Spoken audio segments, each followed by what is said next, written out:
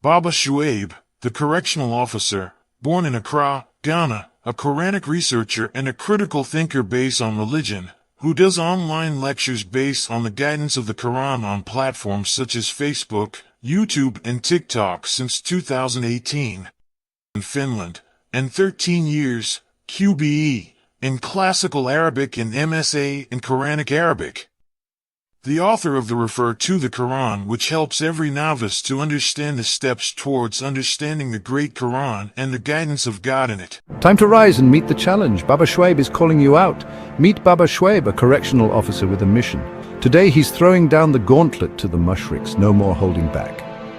With his logo shirt and cap, Baba Shuaib sits tall and confident. He says, the time for action is now. It's time to rise, to push past limits, and to become the best versions of ourselves. Baba Shuaib believes in the power of determination and resilience. His challenge is simple. Stand up, face your fears, and conquer them. Every day is a new opportunity, he says.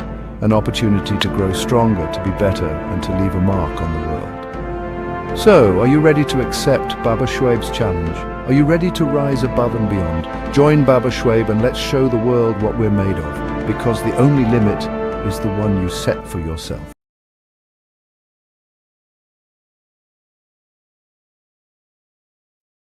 Your own Bible is written by murderers, womanizers, adulterers, thieves. Yet when you read, you get in the spirit. You could shake like this. Shaken by liars. Abraham lied.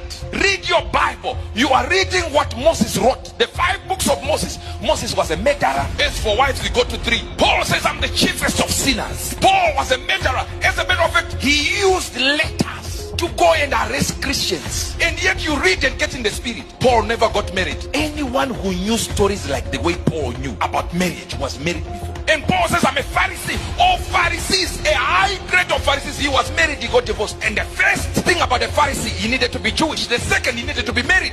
What are you reading? David killed somebody's husband, slept with the wife. As a matter of fact, before that happened, he climbed on top of a roof, looked from afar, saw a woman who was bathing, and continued looking.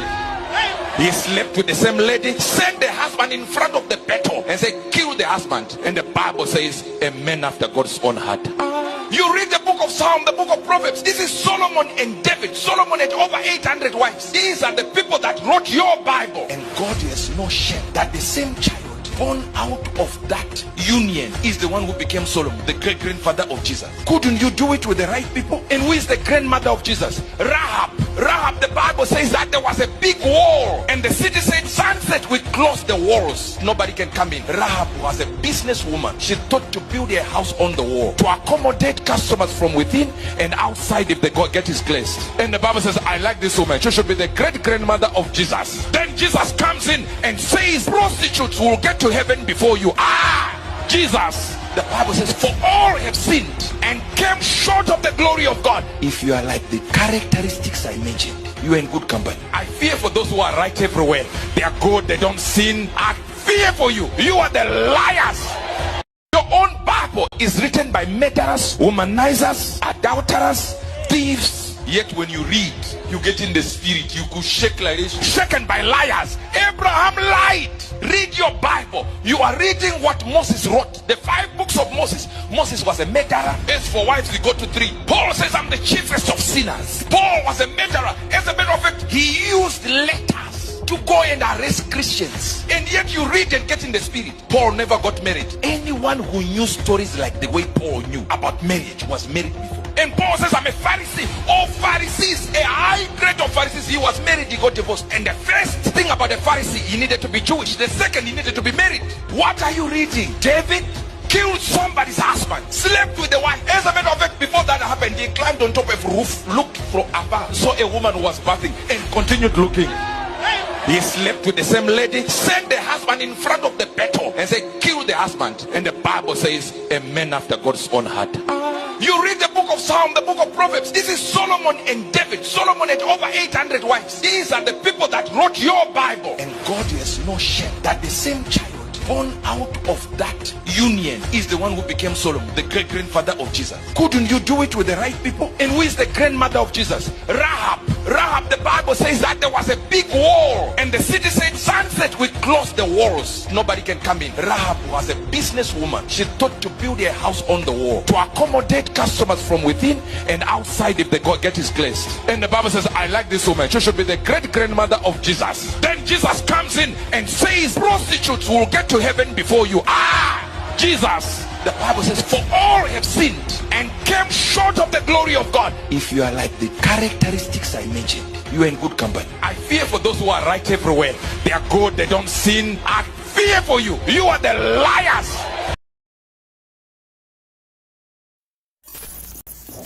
Would you raise your hand, please? Do you solemnly swear the testimony you're about to give in the matter now pending shall be the truth, the whole truth, and nothing but the truth? Yes, ma'am. Would you please state your full name? I'm Jeffrey Edward Epstein, and my residence address is 6100 Red Hook Boulevard in Virgin Islands. Have you ever been convicted of a crime? Yes. The sex crimes of millionaire financier Jeffrey Epstein are appalling. I was unaware that I was going to be alone with him. I thought I was going to die. More than 100 vulnerable teenagers and young women trapped in his depraved web. He started touching himself. Tonight, the Epstein Files, the latest on who knew what in the biggest sex trafficking ring in history. His elite circle of the wealthy and powerful on notice as thousands of damning new court documents are unsealed. They will contain the names of people associated with Jeffrey Epstein. Prince Andrew and the former President Bill Clinton have been named. More are expected to come out. In the last few weeks, they've linked Epstein to some very famous names and exposed some very sordid details. There are videos that exist. We've been investigating this scandal since Jeffrey Epstein's death in 2019. This is where Jeffrey Epstein served his sentence. That he can still shock is extraordinary. I won't stop fighting. I will never be silenced. As you'll see, this monster's tentacles continue to reach from beyond the grave.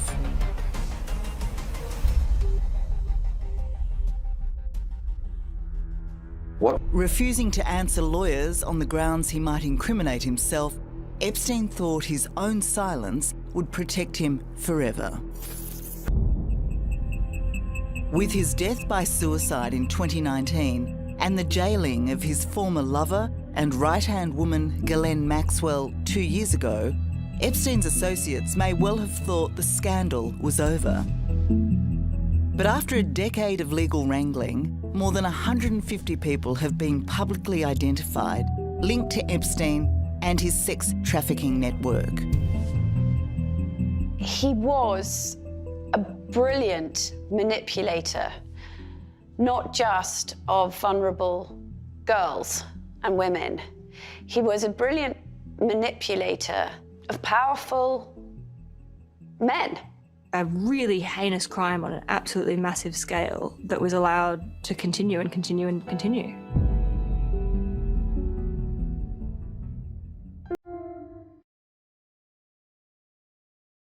On my own island, I can think the thoughts I want to think. I can do the work I want to do. I can free to explore as I see fit. Jeffrey Epstein's vast wealth gave him access to whatever he wanted. As we now know, the globe-trotting multimillionaire created a network where young women were supplied to him wherever he went.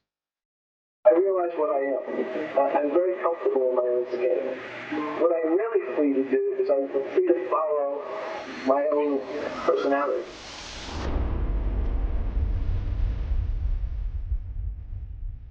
And with his own plane and plush properties all over the world, he felt free to abuse in the privacy of his various homes. This is New York, this is Palm Beach, this is California, this is Paris, this is London. This is wherever Epstein was touching down. He needed to have girls on constant call. In every single state or every place that he goes to, he's already got people lined up and makers making that happen.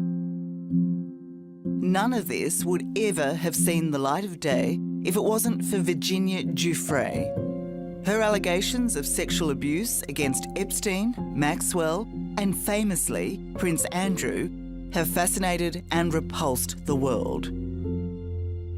In 2015, Virginia sued Maxwell for defamation. These latest documents are, in the main, sworn statements collected for that case. It's hard. It's really hard being back here. We met Virginia 5 years ago when she bravely returned for the first time to the Epstein mansion in Manhattan. I was abused by people that I can't even mention here. There's a lot of scars hidden behind those walls.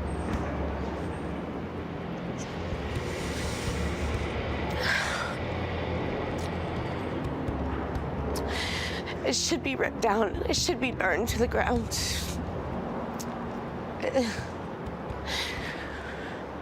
Some of my worst memories are from this place. I continue to be shocked by just how awful this story is. The damage that was done to these women is incredibly hard to even express. This has been completely life-altering for them. It's incredibly unfair that this was allowed to happen with impunity for so long. Lucia Osborne Crowley is a journalist and author who has long covered the Epstein case. She believes the significance of the new Epstein files can't be overstated.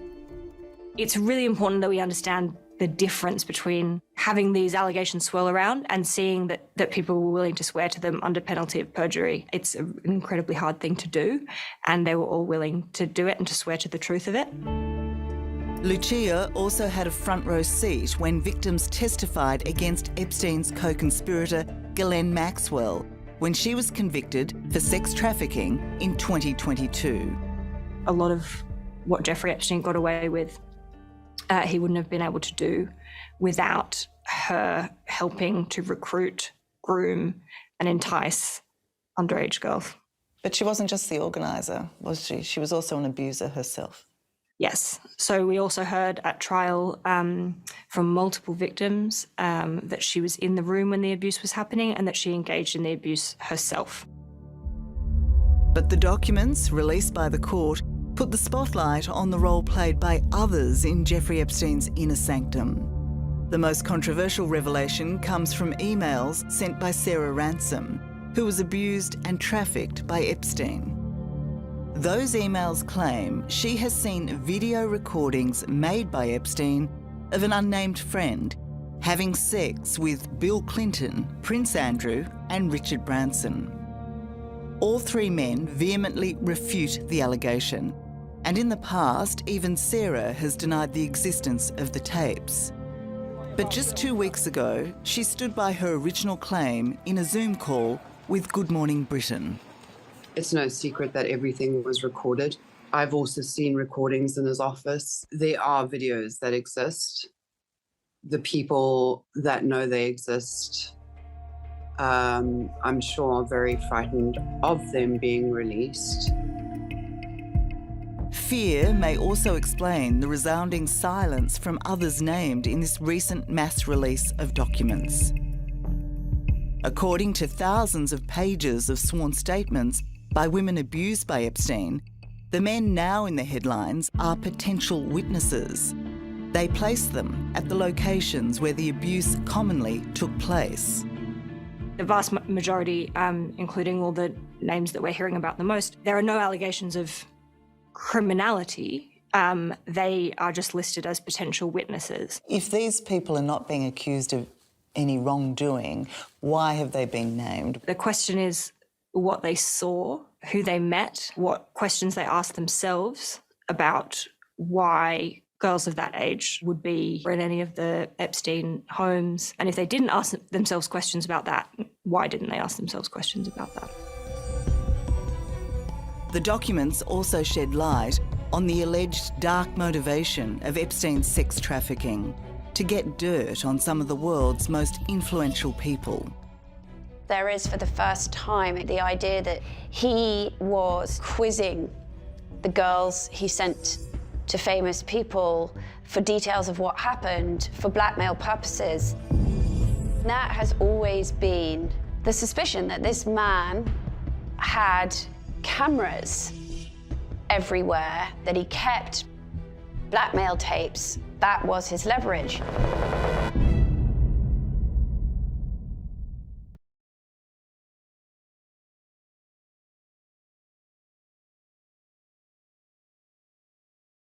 So I heard about Jeffrey Epstein sort of on the social Upper East Side grapevine in New York for a couple of years around the end of the 1990s and early 2000s.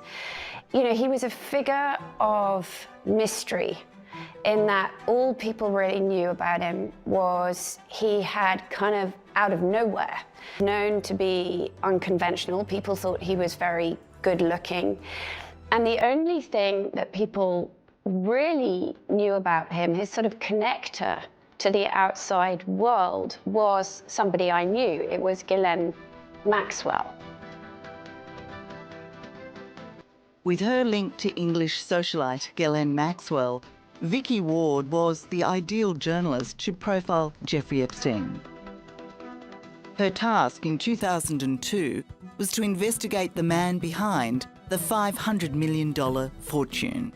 My then boss at Vanity Fair magazine, Graydon Carter, phoned me up and said, you know, I've been hearing about this guy for years. Nobody knows who he is, where he got his money from, what his deal is. And that was how it all began. But what started as a business story quickly turned sinister. He liked to have parties with young women, but given that he was a very wealthy, at the time, you know, good-looking bachelor in his 50s, that didn't seem in itself, on the surface, so peculiar. But then I met this woman, Maria Farmer, and she told me that she had worked for Jeffrey Epstein.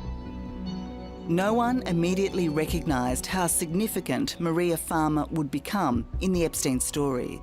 Certainly not the authorities, when in 1996 she was the very first to report Jeffrey Epstein and Ghislaine Maxwell to the FBI.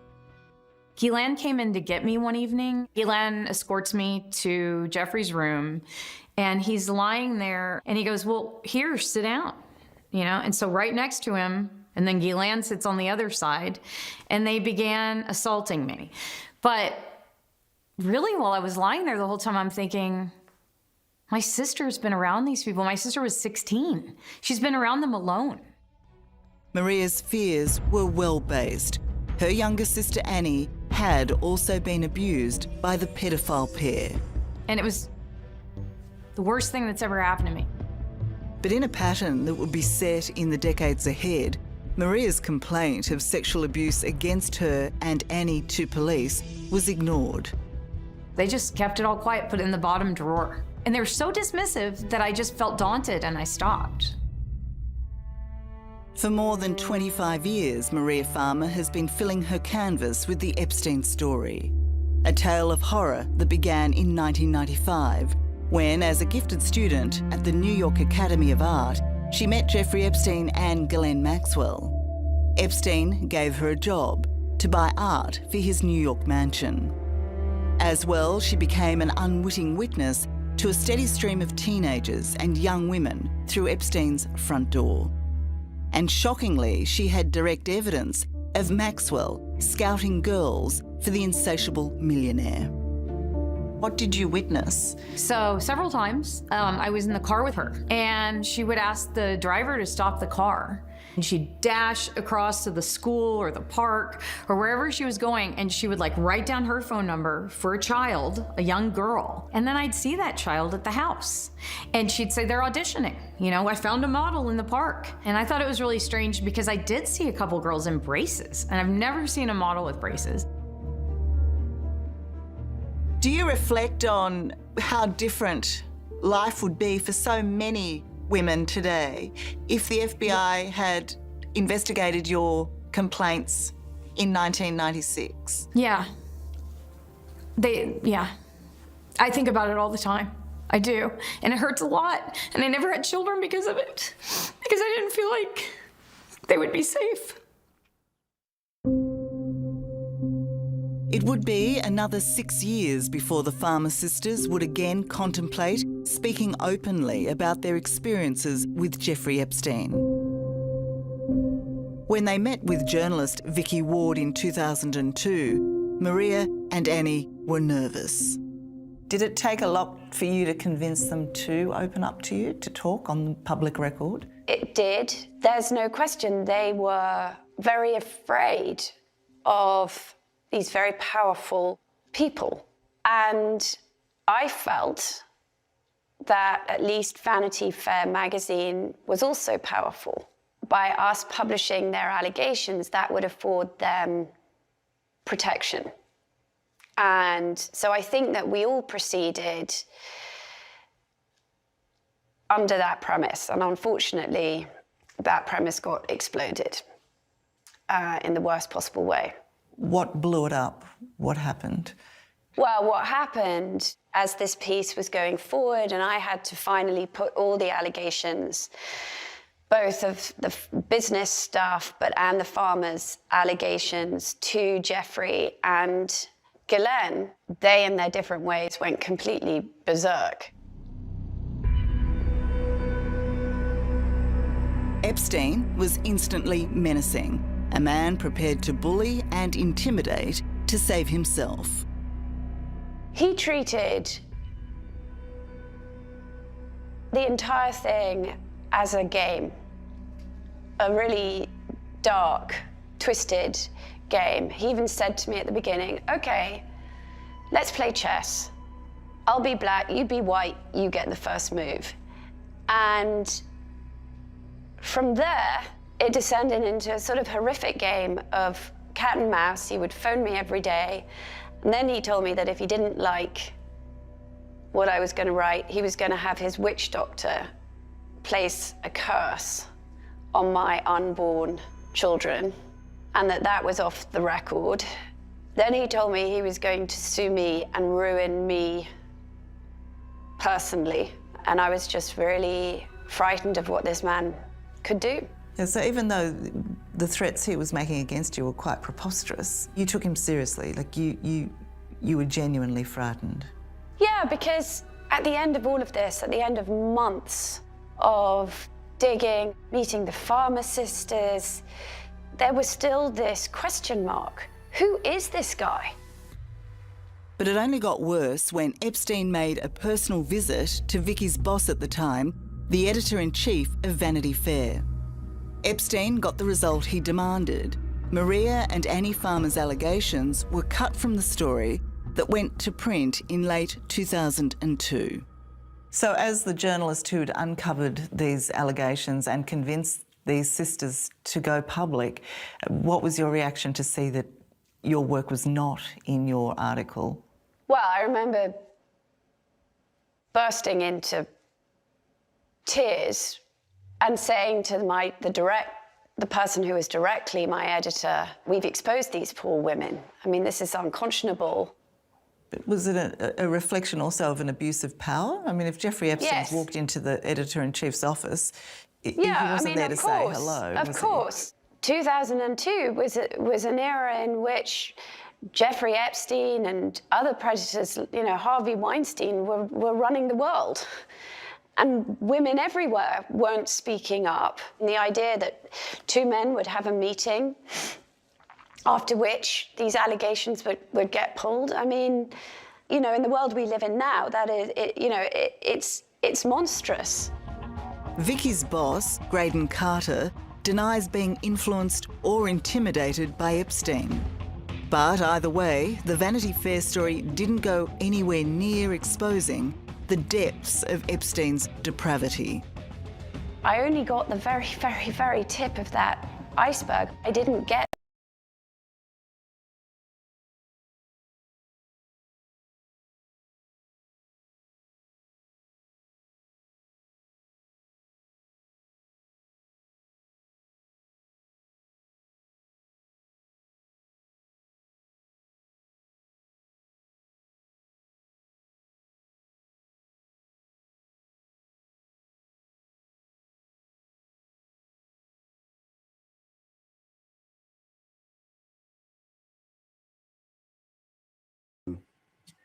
Yeah, sorry. Salam. Yeah, I forgot to unmute, right? It's on mute. Greetings to all of you. Peace be to you all. Thank you for coming. I appreciate your presence. I'm streaming live from Facebook, YouTube, and TikTok simultaneously, right? I do have platforms such as Instagram, X, that is Twitter, and Kick. Yeah, I have Kick, I have Twitch. However, if I'm trying to stream multiple streams all at once on 5 different channels, it's kind of delay. The delay becomes very big. I don't want the lagging. So I restricted it to 3 streams, right? 3 platforms. That is TikTok, Facebook, and YouTube, right? So with that, the pace is, closer to each other. It's not that much of a difference. However, thank you all. I appreciate your presence. Usually my stream is done on Wednesday nights. The reason why sometimes you see me jump into the next day, Thursday, sometimes is because in case I have plans with the kids to do something, then I have to move the program forward, right, to another day. So usually if I don't get to do it on Wednesdays, I put it on Thursdays. But eventually, right now, we are in Friday already. That's how weird the world works, right? Some people are still in Thursday, and I'm already in Friday here. Yeah, the bandwidth, yeah. So salam to all those who are watching. Shout outs to those on TikTok. This time I'm going to start with TikTok people. The people on TikTok, I see Helal Ahmed, I see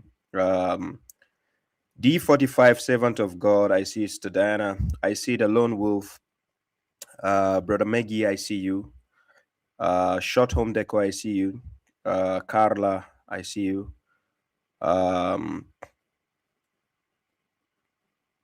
not Mohammed Hassan, we have Barbie, I see you, salam to you.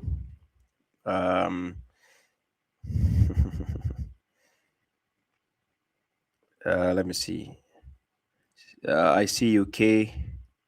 Salam to you. Peace. I see Sister Alma Johnson. Peace to you. Yeah. I see you all. Yeah. Timmy Vaz, his movement support movements. Okay. I see Amina. Salam. Peace to all those who are joining on TikTok. Kindly share so other people can join. We have about 40 people watching on TikTok.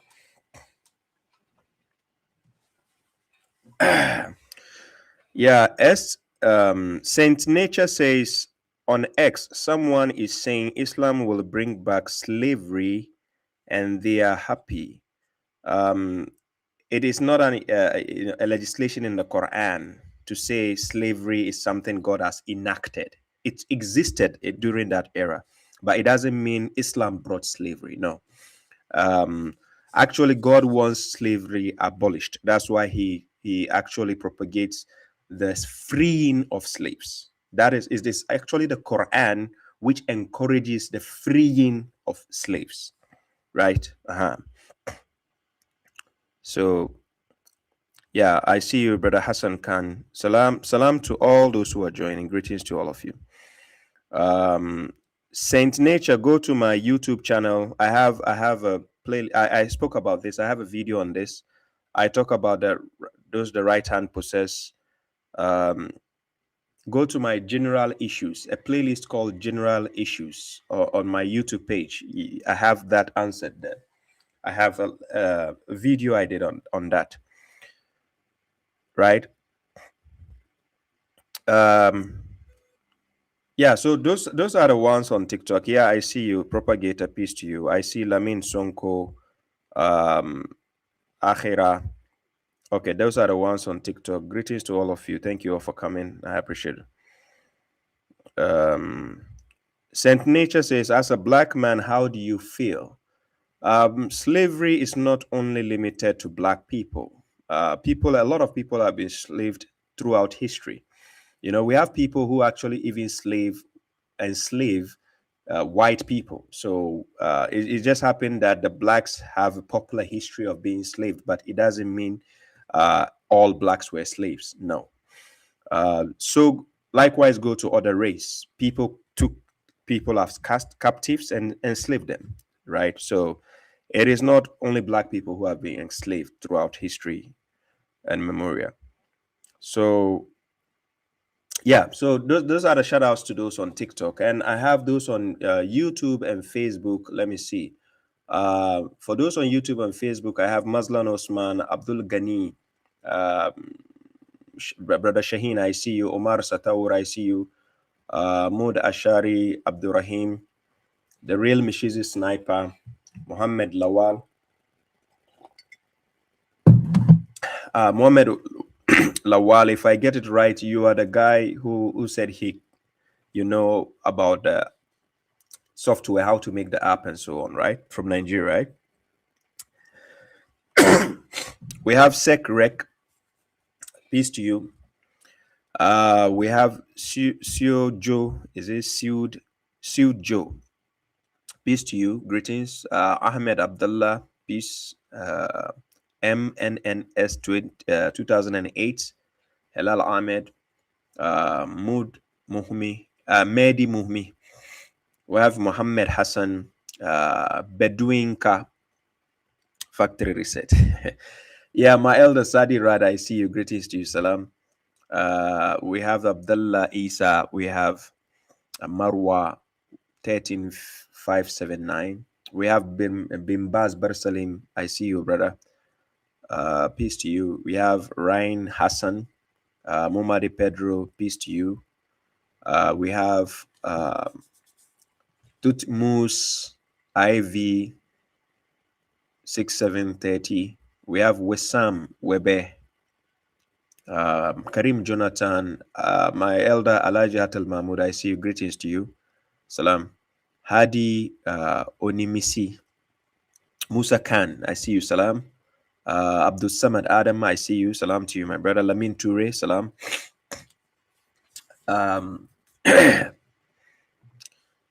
So SecRec says, as Ramadan is around the corner and the Mushrik posts on Instagram are being dropped, only referencing scholars who have determined what breaks your fast. Exactly, that's what the sectarians do. My elder Sally Jackson, salam to you. Sister Iram, I see you. Greetings to you. Peace. Abdullah Shakun, Cyrus Black. Yes, Abdul Majid, I see you. Greetings, salam. New converts, I see you. Runway Insight, greetings to you. Salam. Akiku Sashintaru. Yeah, I did well. Muhammad Nurullah. Abu Thomas, I see you. Greetings. Ziad Muhammad. Is it Amis B1? Khadija Sameya, Tissot 1 from Virginia, greetings to you, peace.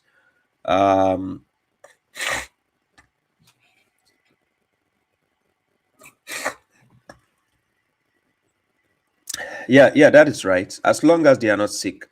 Yeah, because menstruation is just a cycle they go through. It's not considered sickness. For some women, it's a sickness because they have to go through cramps and difficulty. Yeah, so if they feel sick during that, then yeah,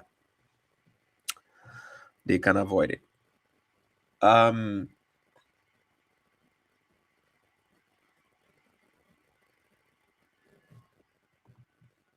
There is no correlation in the Quran. Nothing of that sort has been mentioned in the Quran. This is an man-made invention by people. So, it's a man-made invention. Bakuman presents says, I'm a wage slave. Yes, slavery can be taken in different contexts and perspectives, right? Some people are slaves to their jobs, slaves to their husbands, slaves to their wives, slaves to their kids, slaves to the system. So slavery has different concepts. Yeah, we have Sebat, salam to you. Muhammad Lawal, yes. Radman Farouk. Hey, I see you, bro. Radman Farouk, I got your message, right? So I'll get back to you, like, right? Inshallah. I got your message. Don't worry, on the t-shirts and the caps. Yes. Omar Satauri says Shaitan is changed for Ramadan. Yeah, according to the Hadith, they chain God arrested the devil and chain him. Oh my God. Ben Mirtaze, salam to you, my brother. We have, yes, Mohammed Lawal just became a member on YouTube. I'm thinking of making a special feature for the members, not pertaining to the verses of God, but some teachings on how to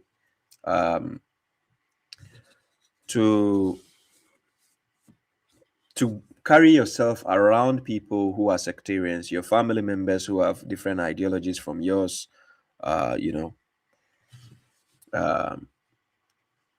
so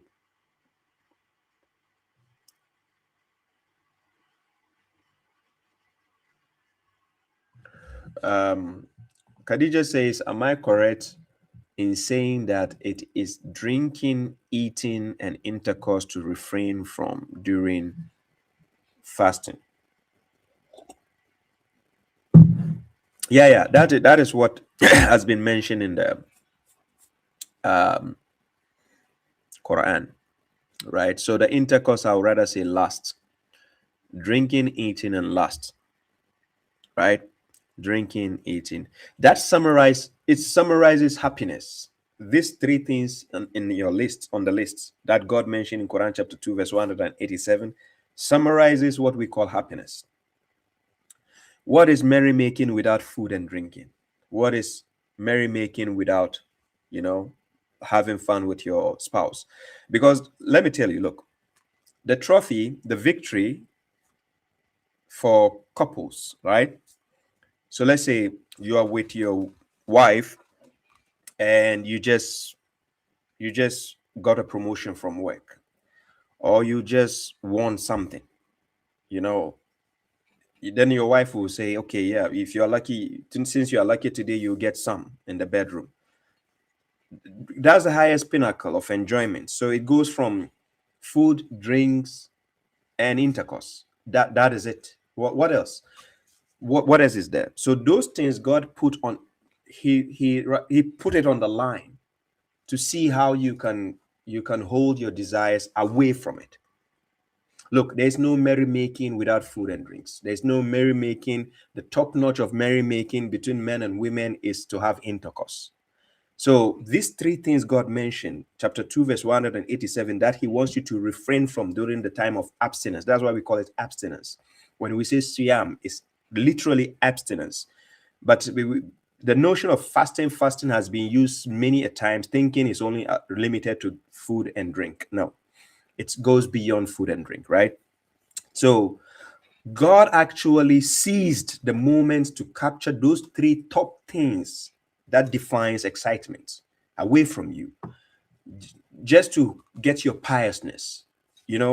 Imagine seeing something you love the most and it's taken away from you, and now you have to hold yourself for like hours from that thing you love the most, right? So it's part of the faith to get you to compromise, on how to withhold yourself from certain activities that can cause you to fall in evil ways, right? Yeah. So you're right. There's nothing wrong with what you said, right? So I see Farah Ziabut. I see you. Salam to you.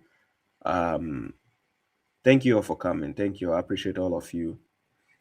All of you coming. Mary Powers, Lady K. Yeah, thank you.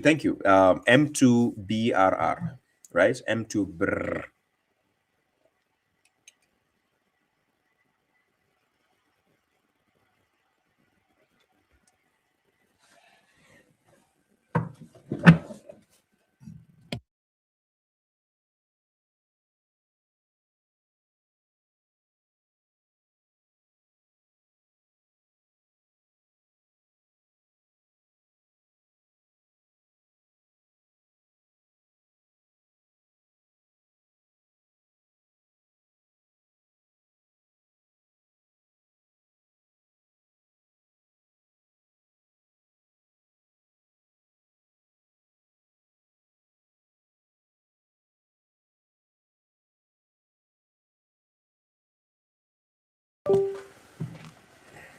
Yeah.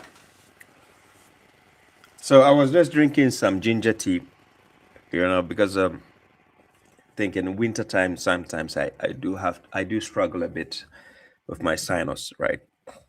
So yeah.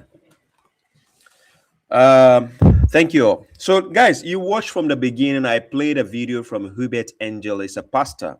He calls himself prophet. Hubert Angel confessing why it is so upset of the Christians putting faith in the book like Bible for all this. Of course, he was saying it according to his own perspective, but he doesn't know the implications of what he was doing. So based on the video, you can clearly see the mess Christians put themselves in, right? Yeah, salam to you, Basaya Jallo. Then I played a video from Epstein, Jeffrey Epstein, and I played the first 15 minutes, right? The 15 minutes version I played was just to get you to a point. And that was the highlight moment of what I want to. If you know of Sean Combs, Puff Daddy, P. Diddy, if you know of P. Diddy's story, tell me the difference. You see the similarity in this, right? You have Harvey Weinstein, you have Jeffrey. Now, be rest assured, these are just the names popping up. Do you know how many more they have out there who don't, whose names are yet to come out? It's a league, right? And this is it's a league of rich people. They know themselves, they know each other, right? So don't be surprised when you see the names of all the rich men or top dignitaries that you know in the world coming up on the list, because this is a cult. It's a thing they do regularly, on regular basis. It only gets to be exposed when you die. Remember, no secret can be permanently hidden. Even if it is hidden for how many years, it will still come out. That is why when a woman is pregnant and she decides to hide it even for 3-4 months, eventually, even if you are not spotted with a pregnancy, you'll be spotted with a child. Even if you are not spotted with a child, somebody can know you just gave birth to a child. You understand? So some secrets are not permanent to be hidden. They cannot be secret forever. Yeah. It has a day it will be revealed, or it will manifest on its own. As long as these things have been recorded and there are evidences to that. But one thing I would just want you to pay attention to the video is how rich people can be manipulative and they have control, and they control the law enforcement. Don't be surprised when you are a lady and a rich person or a person of dominance or control takes advantage of you, and you report him and to officials, and he doesn't end anywhere. Because the reason is they own the officials already. Who told you the head of the police is not, or the FBI is not part of them? Who told you that? Because it's a league of, why do you think from the beginning, from last year, Donald Trump was being forced to bring the Epstein file, and he keep ignoring and telling people there are more important things to talk about? Because his name is there. Yes, it's a planned thing, and they bring in look, they know the game they are playing, because they know the best people can do is to talk on social media. What are people doing? Okay, Epstein file is out. Who cares? People are living their lives. The entertainment you are watching, the Super Bowl, they are still ongoing. Tell me, World Cup is coming. They are going to play World Cup. They are playing Champions League. American Idol. Do they still do American Idol? X Factor is still going. Who cares? You understand? Because they know it's done and dusted. They are done with people. They know how far can it go? What can you do? You can only be on the internet. That's it. Are you getting my point? So they don't give a damn about what you think. I'm serious, because you think these rich people are stupid. They know it will get to a point. Look, the people who belong to the Illuminatis and so on, they know there's a pact with the devil where your secrets cannot be concealed forever. They know there's a time it will be exposed. So they know who to go for and how to control the narrative. It came exactly the time when AI has already been released into the system. So these people have justification. They can tell you it's not true. This allegation is AI, is forged, is this. There's a new release of Grok by Elon Musk on Twitter, X, There is another sedan. Is it Sedans 2.0 by China? You can use it to create a real event, like realistic event. Yes, guys, for those who know what I'm saying, can you type it in the comment section? Do you understand? The corruption is already there. It's spread already. So they do it in front of you, in your eyes, right? Even without the Epstein file dropping, didn't you know a lot of the elite were pedophiles? Didn't you know that? You knew that already, right? It wasn't a news. And you knew they were eating kids and so on. Check the movie this guy acted, Tom Cruise, Eyes Wide Shut, right? Eyes wide but shut. Anybody who has seen the movie before, you know what I'm talking about. You know, these are things they are showing you already. So you get used to it. You understand?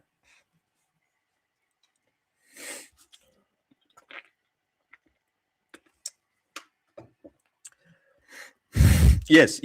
They are very, look, they have a united front.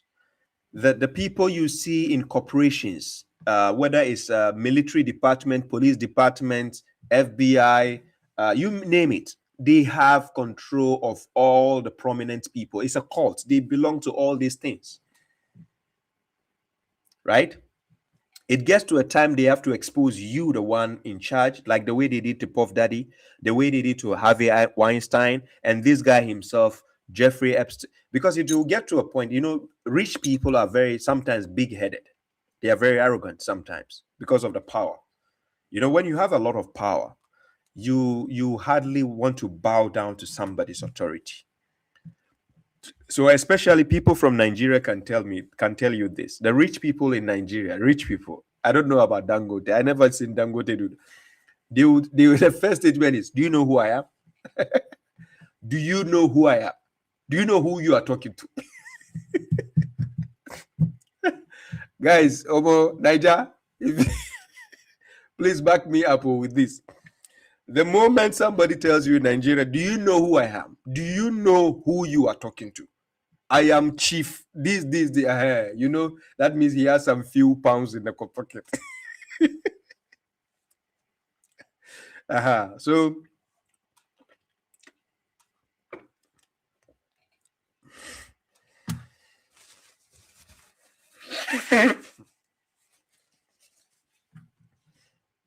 yes, of course. You will not bite the hand that fits you, because it was, you know, Jews who brought the AI out. It is there. They control it. That's why China has its own version, right, of the AI, right? And you can see the Chinese version is always smarter, you know, than the Western world. But who can you trust this modern day and age? Right? So all these things is a prepared thing. They know. Look, that's why if you have studied very well about the Illuminatis, they have something they call predictions. If you know about a Grand Lodge, that is the Freemasons, they have something they call predictions. They've already written events which are coming ahead. It doesn't mean they know the future, but they have planned events. I'm not joking with you. Unless if you are new to this and you have no idea how the Freemason, Illuminati, and so on works, right? They have events programmed ahead. The only thing that can stop them is God interfering with a natural disaster or something. Other than that, everything they put in place, it becomes like a prophecy. It's not a prophecy. They had it planned. So it comes to pass. They can tell you, look, in America, there's a history called, I forgot it, it's called hidden something. They say hidden fact or hidden something. It comes out every generation. They release secrets of what was done underground by the elites. They release it. Look, why do you think the Roman Catholic, they have underground basement keeping all the secrets and files of the elites? Why do you think the elites have access to go and visit the Pope and go to the Roman Catholic by visiting the Pope? Why do you think that is? The elites are connected. They cover up each other's secrets in a lot of ways, right? They know at this time, even if this thing is released out there, people cannot do anything because all the power people have is on the internet. Ladies and gentlemen, when the internet is shut off, what happens? If people are doing demonstration in UK, can you know about it? No. Do you see how it works? They have everything under control. Yes, classified files. Thank you. Classified files. Thank you. The real machine sniper. They call it classified files. It's released I think every generation. They will bring it out. And is it not century? It goes like every 20 years or so, or every 12 years. They release those files to show you the secret of what. So everything about World Trade Center is already a planned thing before it happens. Then after some years, then they will release the file to show you that it's an inside job. This is America for you. You understand? So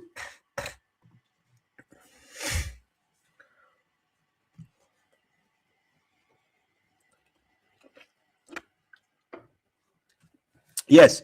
So me playing that first 15 minutes of the video, it's actually a 1 hour video, but playing the first 15 minutes video was to show you how powerful the rich men can be and how they can be manipulative, how they can actually put you, the woman, in a position where you become powerless. Because even if he abuses you, where are you going? To the FBI? To the police? No, he has them in the pocket. Are you getting my point? Then somebody will ask, then how come now the person is being exposed, because they are dealing with the devil. So eventually the devil has to betray you. The devil is a liar. The devil does not keep his promises. It is only God. La yukhlifu mi'ad. It is only God who does not break his promise. Remember that. Pay that close attention. Ask yourself, why is it that God always repeats the word, God does not break his promise? It is only God who doesn't break a promise. The devil makes a promise, he will break it. So the devil will promise them, I'll make you rich, I'll make you famous, I'll give you this, I'll give you houses. And guess what? They will have all this, but they are depressed. Yes. Now you tell me, where is the fun? You are very rich. You have money. And now you go for women. And now you are tired of women. You need kids, children. For what? You need children for what? To sleep with them. Hey.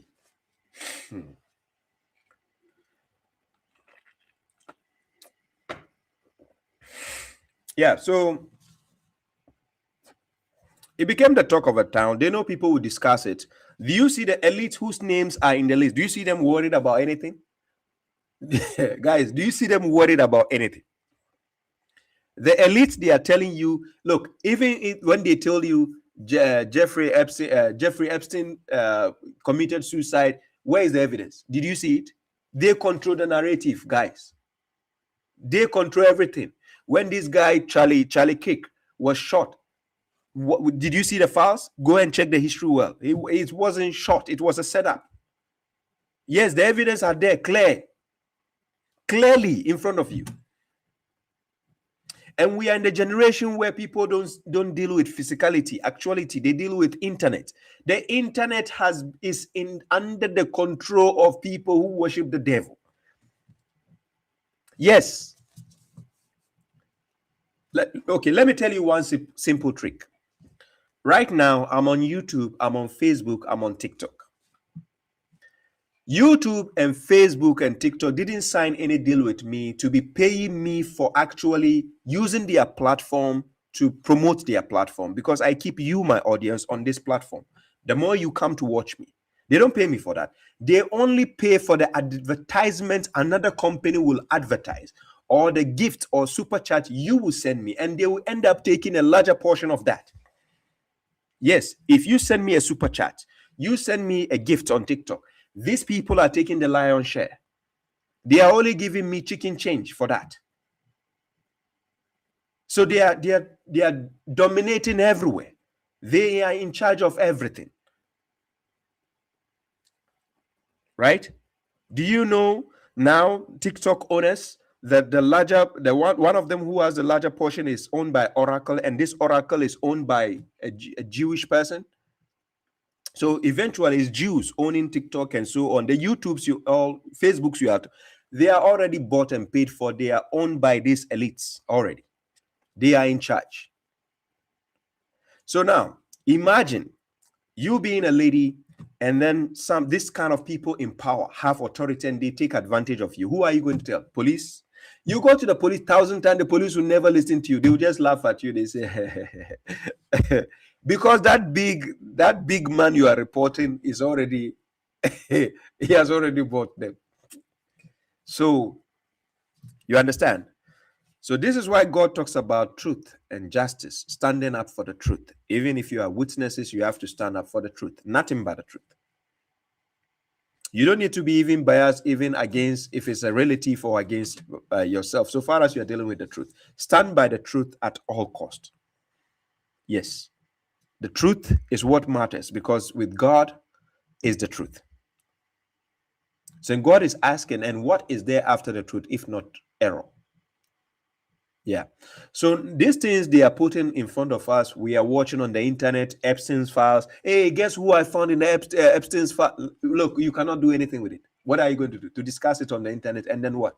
Are you in power? Are you the one going? Are you the authority? Donald Trump is in the Epstein file, but he's a president. We have Mohammed bin Salman is there. We have, you name them. What can you do to them? They are in charge. They are the powerful man. What are you going to do? It just tells you how messed up the world is. So guys, you just imagine, we have rich people like take people like Kanye West. Kanye West being a billionaire at the time that he was dealt with, he was a billionaire. Look at the struggles he has to go through. Look at the counseling he has to go through, cancel culture he has to go through. Now just imagine somebody of this, power, Kanye West, going through these issues. How much less you and I? You and I, we are nobodies. We are nobodies. Baba Shuaib, I only have about 15,000 subscribers on YouTube. I only have about 87,000 subscribers on TikTok. And I have 25,000 subscribers on Facebook. That is the summary of who Baba Shuaib is online. I don't have 1 million followers.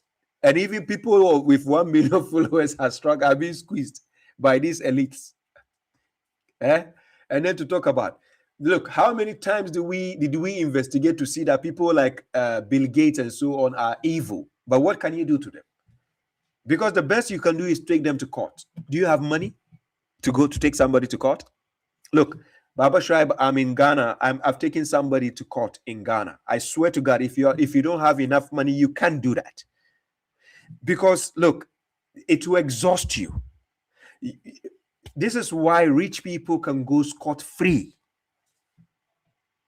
Yes, they go scot-free. They do the crimes and go. Then you'll be surprised. How come it took years before they are being exposed? The reason why it took years, because the authorities in charge at that time, they controlled all those authorities. So who can you report them to? Are you getting the point? Yeah. Yes, if you all want court against them, but who will be the judge? My question, Barbie is saying, what if we all went to court against them? Okay, and who is going to be the judge?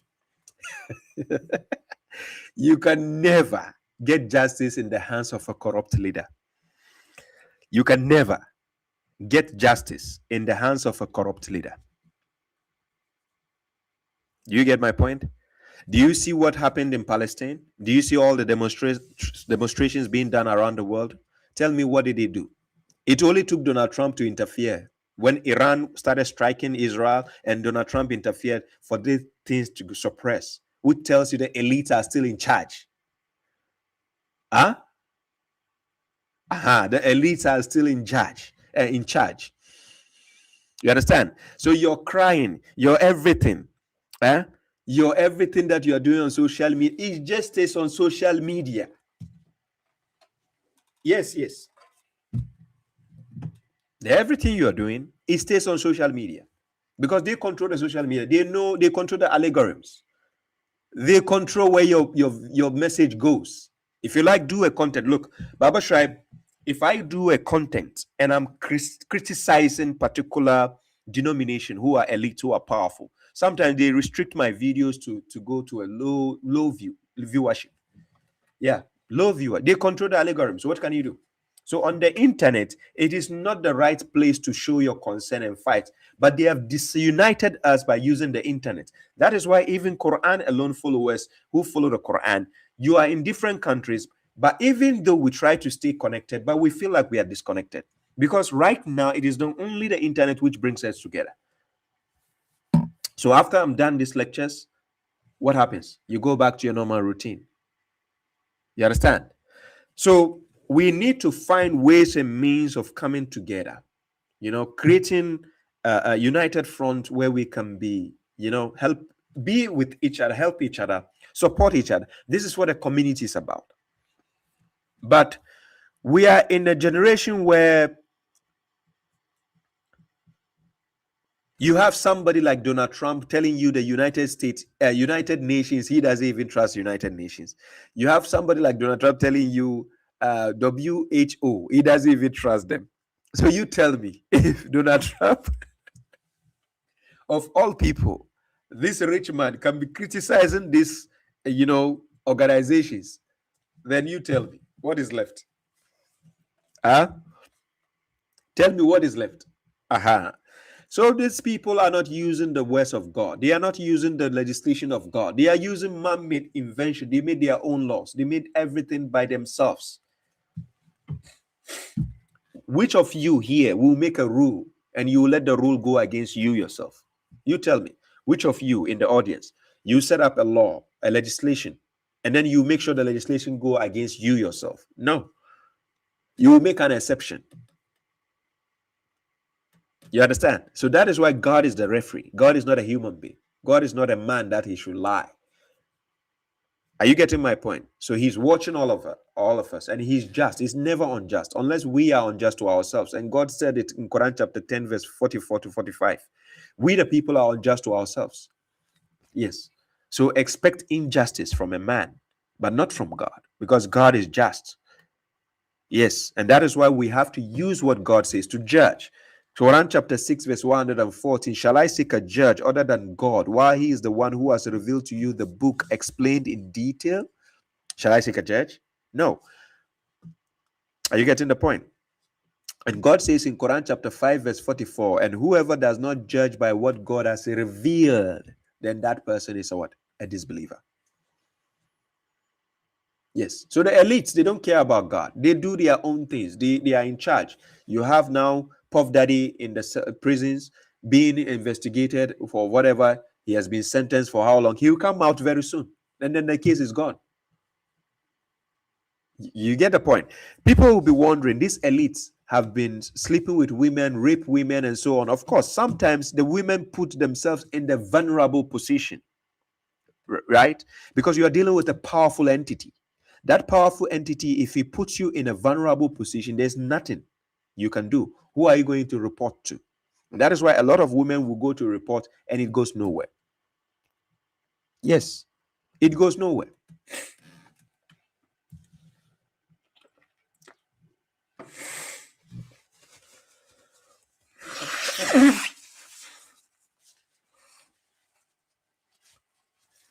Yes, so when we are talking about Jeffrey Epstein, Jeffrey Epstein, look, he might even be the small guy among all the elites. He's a small guy. I'm serious. It's just that the other ones, they didn't come out. You only found one, and not one. You have Puff Daddy, you have Jeffrey, you have Harvey Weinstein. So far, this is the ones you get to know for now. But there are more. They could be worse than that. I'm serious. And they run a movement. They run a cult. They run a gang. They are in charge. They own the medias. They own the banks. They own the hospitals. You Google search, read news. You can see we have hospitals in the United States who are abducting people. The evidences are there. This is not a joke. It's not a joke. It's a reality. But the point is, we only sit on the internet and discuss this. And what is the next move? Nothing. Everybody goes back to their normal routine, goes to work. Nobody cares again, because they know they already, finished with us, right? They finished with us. Right now, the Jeffrey Epstein issue is going on, but go and check the trending issues on the internet. You can see Papa Ute, Ute, Papa Ute, Ute. That's what you're going to say on this.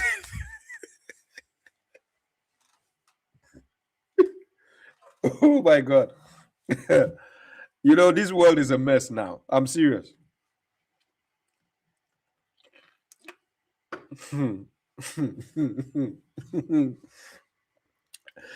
get the point. So, you know, somebody was telling me, hey, Baba, are you going to still be on TikTok? Because now the Jews own the TikTok. Who told you they don't own YouTube? Who told you they don't own Instagram and Facebook? They already own you. They sponsored the AI, the Mushrik AI. I don't know mine. Mine, I'm yet to find out if it's a Mushrik or not. Because mine is not admitted. Yuka is not admitted to be a Mushrik. But they own all these things we are using. They own it already. They have you in their grips, unless if they are not searching for you. So what you need to do is rely on God. Quran chapter 3, verse 173. Hasbunallah wa ni'mal wakil. Sufficient is God as a representative for me. As long as I'm with God, I don't give a damn about anybody. I don't care who is watching me. You understand? Quran chapter 3, verse 160. If God should support you, then none can defeat you. That's all you need. So walk with God. Forget about who is watching you. What did God tell you about the devil? Quran chapter 7, verse 27. What did he say? The devil can see you from where you do not see them. So just take the case as the AI is watching you. Take the case as the elites are watching you. And so what? They are watching me. They see me. I don't see them. So what? So what? Live your life. Live your life. Try to please God. That's it. Forget about who is watching. Just please God. I'm not claiming we can all be perfect. No, we cannot be perfect, but we can try our best to be closer to God. But do your thing. So far as you know you have God on your side, forget about who is watching you. Yes, God already told the devil can see you. He and his tribe can see you from where you do not see them. So is it now you are worried the AI is being used to monitor you? Is it now you are worried Google is tracking you? Man, my TV is connected with Google. My laptop is connected. My desktop with Google. My phone, Google already. This guy, what is his name? This guy from UK. Well, I forgot his name. The prime minister who resigned, who looks like Donald Trump. Please remind me his name. The guy who looks like Donald Trump. The former UK prime minister who just, what is his name? I forgot. My memory is full. Remind me his name, please. Who has the hair like Donald Trump? What is his name? Boris. Yes, Boris. You say Gugu. He doesn't say Gugu. He say Gugu. Yes, Gugu. He says wherever you are, we use Gugu to track you. Boris Johnson. Yes. I always thought he's the twin brother of Donald Trump. Guys, they look like brothers though. Boris Johnson. They look like brothers, for real.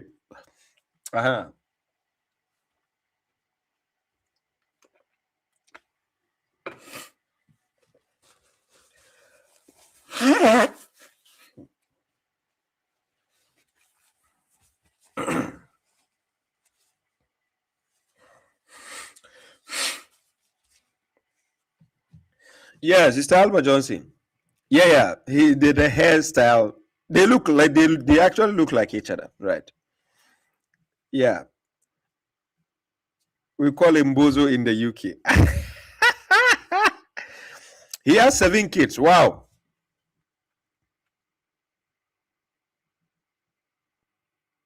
Yes, the devil looks the same. Yes, propagator. Yeah, so this is the reality, right, of what we are dealing with, right? The elites, they are already devil worshippers and they are in charge. And this is why Netanyahu was doing whatever he was doing. And you keep making noise on the internet, but nothing is happening. Netanyahu is still Netanyahu. And Netanyahu is still where he is. And nothing is happening. Guys, it's not a joke, but that it's a laughing matter at the same time. It's like you're watching yourself being stripped of your power and you're powerless. Imagine seeing a criminal person in front of you and he's robbing people's money, right? Somebody sent me a video where people were sitting in a bar, like in a bar, and a guy was wearing a necklace, and they said it's worth something, I think $10,000 or something. The criminal just brought a gun, pointed to him, and told him bring it, and he took it off from his neck, took his phone, took everything, went around, took people's jewelries, and left. Now just imagine you are sitting in front of the enemy, watching the enemy, and you are powerless. You are stripped of your power. Because at the end of the day, when you go to the streets to even demonstrate, you are even still waiting for the parliamentaries to go to the parliament house to discuss and then listen to you. That's why people file a petition. You file a petition, they can throw it out of the parliament house. I'm serious. The people you are voting for are devil worshippers. Yes, it is not about God's wisdom anymore. This is why people like Donald Trump can be presidents. Because it's not about God. It's about who has the money. He has the money to fund. Yeah, he's there. I'm serious. Because they are working on the devil system. Yeah, somebody will say, oh, but they are doing some good things. Yeah, even Pharaoh, he took care of Moses. It's a good thing, right? Pharaoh, didn't he raise Moses? He took care of Moses, right? It's a good thing, right? But it doesn't change the fact that the person is a devil. It's evil. Right. So the devil can decide to do something good sometime. At least when he gives people he gives people money, that's something good. But the problem is the end result is bad. You understand? So the reality we are facing, what people need to understand is we are in a world where all your power is only on the internet. You can just be talking, this guy is evil, this guy, that's it. What can you do? Nothing. Nothing. There's nothing you can do.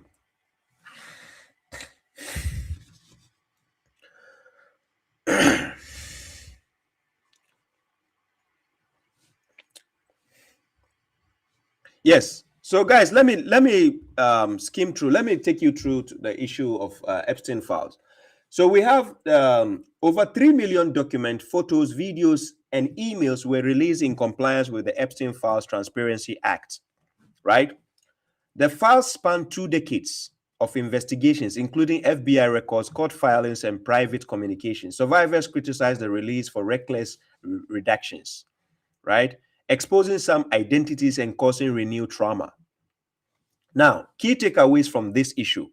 Powerful names mentioned, but no new charges. Figures like Donald Trump, Bill Clinton, Elon Musk, Steve Bannon appear in the files, but none are accused of wrongdoing. Okay. DOJ officials say no new prosecutions are expected based on current evidence. Then we go to the Brett Ratner controversy. We have director of the Millennia documentary, Brett Ratner, appears in photos with Epstein from 2005 to 2007. His name shows up in the emails and messages, but his involvement remains unclear and not independently verified. Now we talk about the disturbing videos, right, as evidence.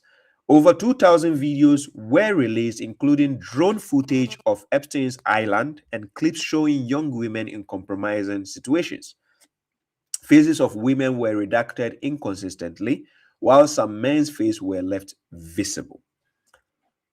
DOJ mishandling and political fallout. Attorney General Pam Bondi faced intense scrutiny in Congress for the way the files were released. You remember the FBI was being pressured several times to release the files. Survivors accused the DOJ of endangering victims and failing to protect identities. Network mapping and timeline diagrams. FBI documents include diagrams of Epstein's victim network, showing how abuse was allegedly coordinated over time. So now what this means is the files confirm widespread connections between Epstein and influential figures, but do not prove criminal complicity. Survivors and lawmakers continue to push for greater accountability, better redaction practices, and support for victims. Then it goes, what actually happened? The newly released Epstein files revealed that Jeffrey Epstein acquired pieces of the Kaaba's kiswa, the clothing around the Kaaba, the sacred black coat that covers Islam's holiest site in Mecca. That's what they say, Islam's holiest site. Okay. Emails show that 3 framed kiswa pieces were shipped from Saudi Arabia to Florida in 2017 via British Airways. Then he says the shipment was arranged by UAE-based businesswoman Aziza Al-Hamadi, Hamadi, and a Saudi man named Abdullah Al-Mari. Then he says, yeah. So why this kiswa issue matters the most? The kiswa is deeply revered in Islam. What? Kiswa, where did God mention this kiswa? Why? How is it revered? It is the mushriks who revere this. People keep contacting me and say, Baba, what do you say about the kiswa being given to Epstein? Does it affect Islam in any way? That kiswa thing has nothing to do with Islam. I'm serious. Yes, it has nothing to do with Islam. Nowhere is God saying anything about kiswa. What is the kiswa going to do to you? The kiswa is deeply revered in Islam. No, we don't revere anything. It covers the Kaaba. They say the house of God. No, the Kaaba is not the house of God. No. I don't know where this foolishness is coming. Please, the Kaaba is not the house of God. It is the masjid, which is the house of God. It is the masjids which are the house of God, not the Kaaba. The Kaaba is for the people. I don't know the foolishness of what these mushriks have indoctrinated people for years. I challenge anybody. Come and show me where it says Kaaba is the house of God. Kaaba is not the house of God. Kaaba is for the people. Quran chapter 2 verse 125. Quran chapter 5 verse 97 is a Bait al-Haram, but for the people. It is the masjid which is for God, or which is the house of God. So stop interchanging the two. They are not the same. When you go to Mecca, we have the Kaaba and then we have the masjid. There is the Kaaba and then there's the masjid. The Kaaba is for the people. That's where Abraham was based. When Abraham left there, he stayed there with his family. That is the same place. That's the place of Abraham. That is the place, Kaaba. But the masjid is for God. Yes, that is the house of God, the masjid. So every masjid actually belongs to God. It's the house of God. You understand?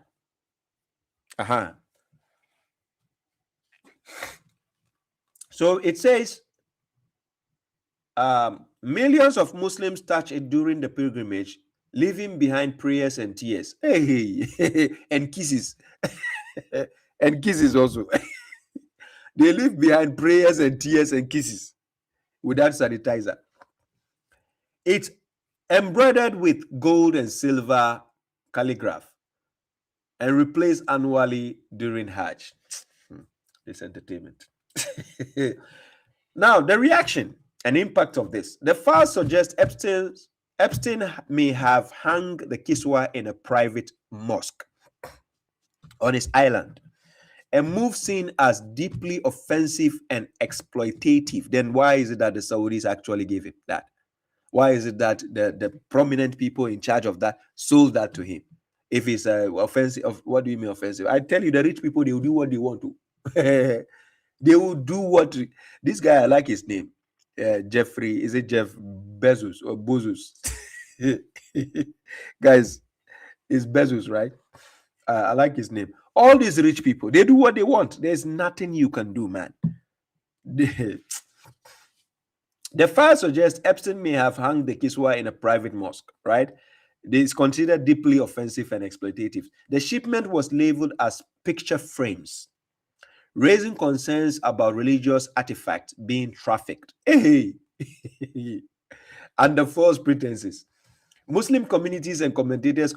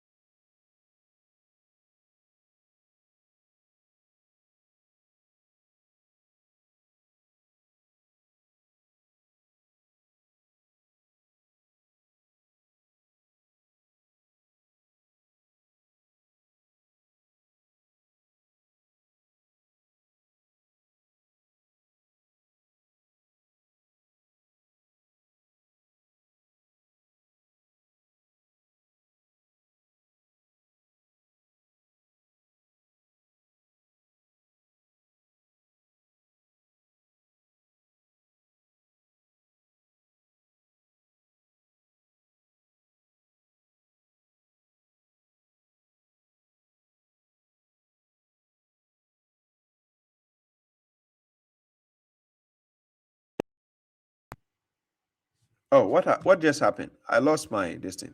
How many minutes ago did I lose the sound?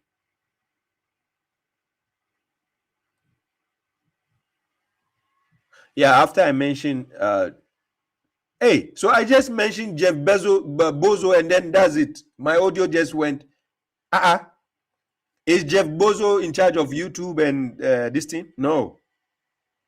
Or is it the streaming app I'm using? Maybe Jeff Bozo is in charge.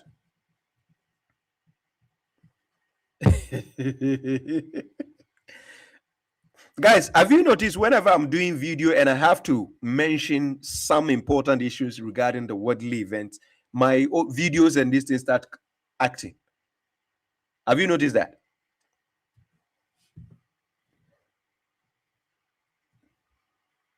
Okay, let me go back a bit. I was talking about, let me see where I was.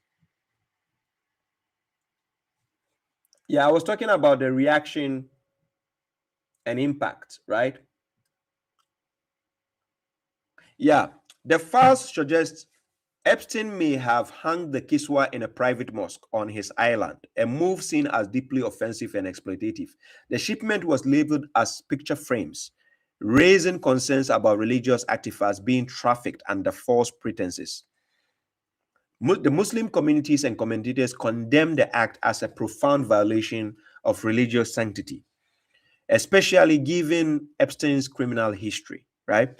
So then, broader implication, the scandal has reignited debates about how sacred items are handled, sold, or gifted, and who has access to them. Then it says it's exposed gaps in oversight around the distribution of retired kiswa clothes, which are often gifted to dignitaries or museums.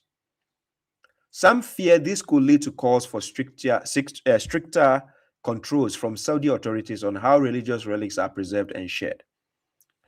Right? Now, the videos you need to watch on this issue about the Epstein issue, Jeffrey Epstein, I recommend you watch videos like The Island, ? Watch that video. The court failures, meaning his court issues, the failures, watch. The political connections he has, watch that. The Maxwell trial, that is a lady, he had an affair with. Maxwell, I'll play a video from her while she was in prison. They even had a camera on her in the prison. The 2026 file release, there's a video on it also. So watch these 5 videos. It will give you a summary of what you need to know about the Jeffrey Epstein, right? So let me play one video from here.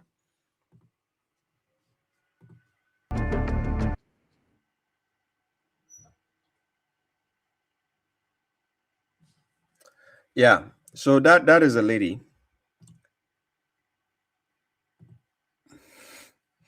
Ghislaine Maxwell, right? You saw the video. I play it again.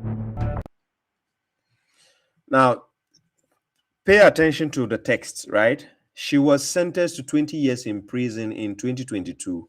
Why was that? And it tells you about sex trafficking and what? Sex trafficking and what?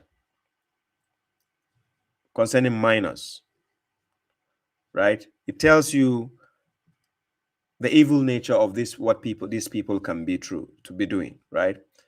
So when you read the text beneath, you see the text is clearly written there. And that was what she was convicted for. It means they groom the young kids and then they give it to people. So grand jury in 2021 on 5 counts related to sex trafficking and grooming minors. Saram is saying what? Her father, Robert Maxwell, ran away with all the UK pensioners' money, a family of thieves. Yes, the elites. The elites, yes, they are free. They will do what they want.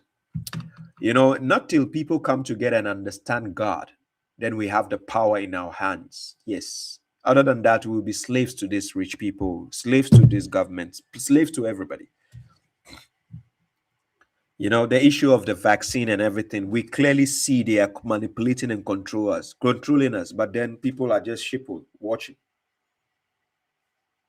You know,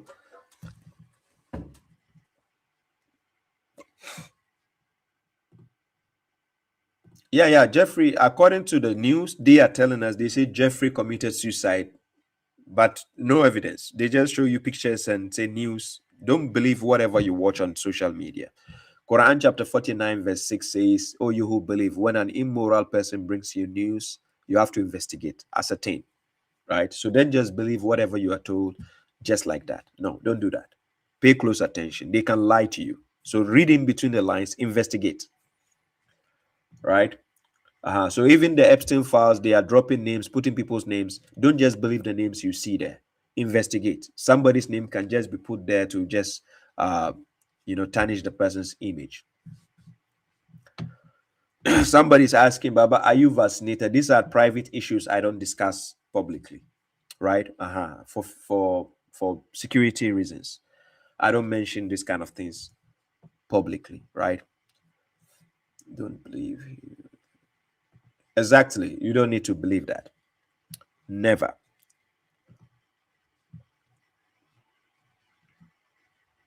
Okay.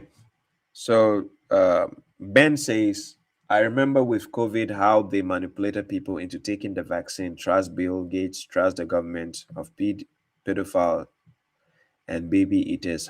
Yeah, of course. That's what they do.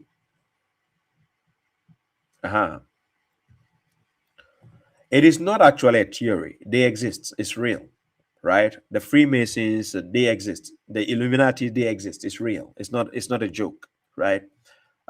So it's not just a theory. It's practical and it's there. It exists. The celebrities, a lot of the celebrities you watch have sold their souls to the devil. And it's not a joke, right? So guys, let's move on to another issue, right? There's a video of this guy. Today, I don't know. I might not go on TikTok, right? I might not do a second stream on TikTok because I have to go to work early in the morning, right? I have to work early in the morning today. So I can't stay all over till dawn, right? I only slept 4 hours yesterday, so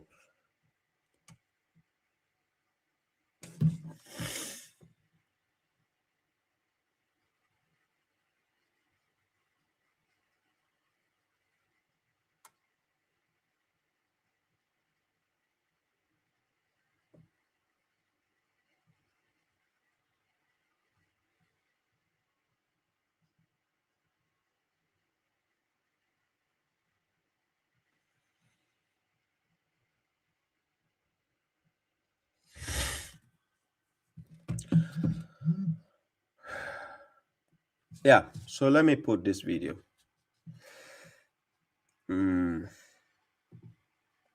A question for Hadith rejectors from the Muslims, and that is, how exactly do you prove anything which is mentioned in the Quran? Hadith rejectors take it upon themselves to ignore the Sunnah of Rasulullah sallallahu alaihi wasallam and ignore all contextual information associated with the compilation of the Quran and the life of the Prophet sallallahu alaihi wasallam. So the question now becomes, how do you prove what the Quran talks about? For example, in Surah Ar-Rum, the Quran makes a prophecy, or rather Allah Azza wa Jal makes a prophecy about the fall of the Romans, that the Romans have been defeated but that they will be victorious again, and then eventually the Muslims will be victorious again. Who exactly is Surah Ar-Rum talking about? Is it the Byzantines? Is it the Romans in the year 300? Is it East Rome? Is it West Rome? How do we know which context this is referring to if we do not have the Sunnah? This is what you lack when you reject the history and when you reject the Sunnah of Rasulullah sallallahu alaihi wasallam. You can't really prove the prophecies of the Quran. Furthermore, you also have historical information, like in Surah At-Tawbah, when Allah Azza wa Jal mentions the Rasul sallallahu alaihi wasallam leaving Mecca for Medina. How exactly do you even know who he's leaving with? Where is he going to? Where is he making hijrah to? How do you know that he reached there safely? All of this is interdependent on the historical context, which you don't have access for. So when Surah At-Tawbah mentions that the Rasul sallallahu alaihi wasallam left with a companion, the crime of this situation is you really don't know who that companion is, do you? And an even worse crime, you don't really know who your prophet is, do you?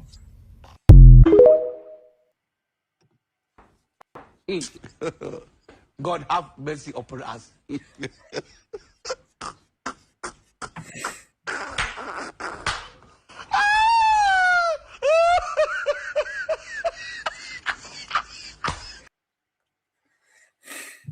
Yeah. So these are some of the problems with the mushriks. When I call these people mushriks, you now see the evidence why things are justified, right? When we say mushrik, you want to understand who are the mushriks. They are those who divide their religion and become sects. The evidence can be found in Quran chapter 30, verse 31 to 32. If we say mushrik, the evidence can be found in 31. So I put the verse on the screen so you see the evidence of who mushriks are, right? We are not only talking about idol worshippers, right? These people are mushriks. So it's not only about idol worshippers. So God says in Quran chapter 30 verse 31, it says munibina ilayhi wattaquhu wa aqimu salata wa la takunu min al-mushrikeen. He says, and be repentant to him, reference him, and establish the salat, and do not be among the mushriks, idolaters, right? Polytheists, idolaters. But in this context, we are going to see which idolaters is God talking about. Which group is God talking about? So then God says in 32, min allazina farraqu dinahum wa kanu shi'a kullu hizb bima ladayhim farihun. So he says, and among those who have differentiated their religion, Sunni Islam, Shia Islam, and so on, right? Among those who have differentiated their religion and became sects. Yes, they became sectors. So sects. We have Shia, Sunnah, Tijaniya, Ahmadiyya, Kabadiyya, Zagazagadiya, and Dia, those Dias. So God says each party rejoicing in what it has. They are proud. Each party being proud. Farihun, Faraha, it's being proud, to rejoice in something and be proud about it. They are being proud of what they have. So Sunni is proud, a Shia person is proud, Tijaniya, Ahmad, they are proud of being a sect. That is what God classified as mushriks. Yes, because if they want to accuse the prophet of being a Sunni and so on, tell them you are bloodily stinky liars. Quran chapter 27 verse 91. This is what the prophet said. In Quran chapter 27 verse 91, the prophet himself, he says in this verse, wa umirtu an akuna min al-muslimin, here, that I have been commanded to be of the submitters, of the Muslims. That is what the prophet said. He was not commanded to be of Ali Sunnah or Sunnis or Wahhabis or Salafiyah. He was commanded to be of the submitters. That's all. So according to God, when the signature of how to spot the sign, you need to know somebody is a mushrik the moment they claim to be part of a sect. Wallahi al-azim, I'm not joking with you. The moment somebody, I don't care if it's your father, your husband, your wife, your brother, your boss, whoever it is, the moment the person claims, I am a Sunni, you understand? Wallahi, that is a mushrik. Wallahi, that is a mushrik.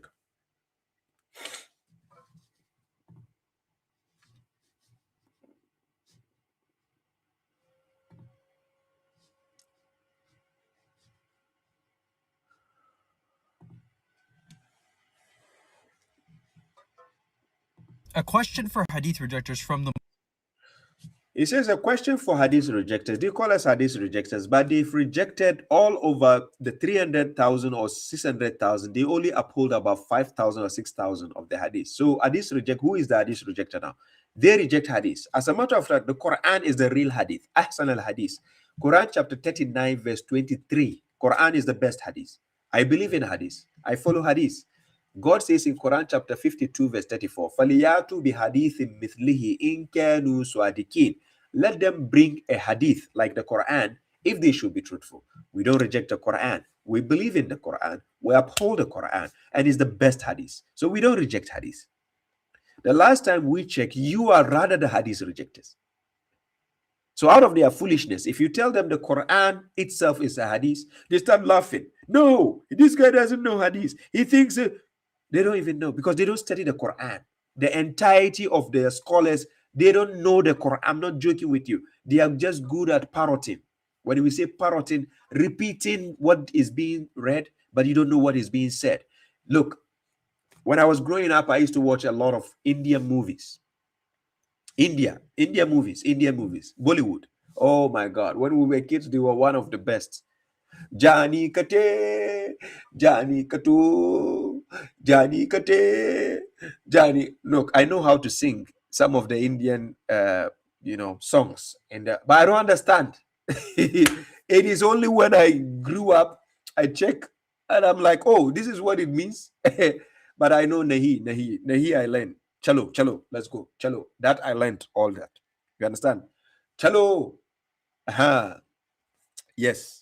Those are the easiest things we learn. And I'm serious. Look, back in the days, we watch Indian movies without subtitles.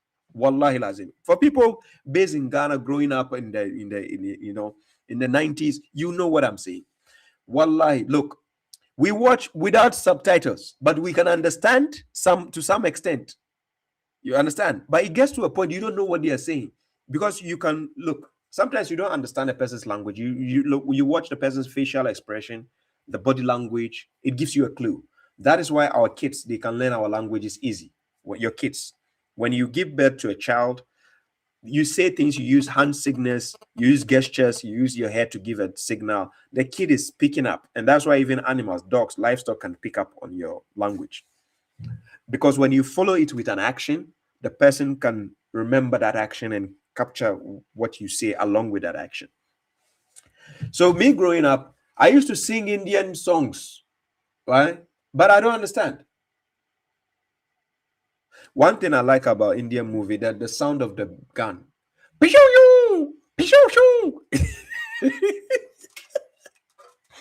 That gun.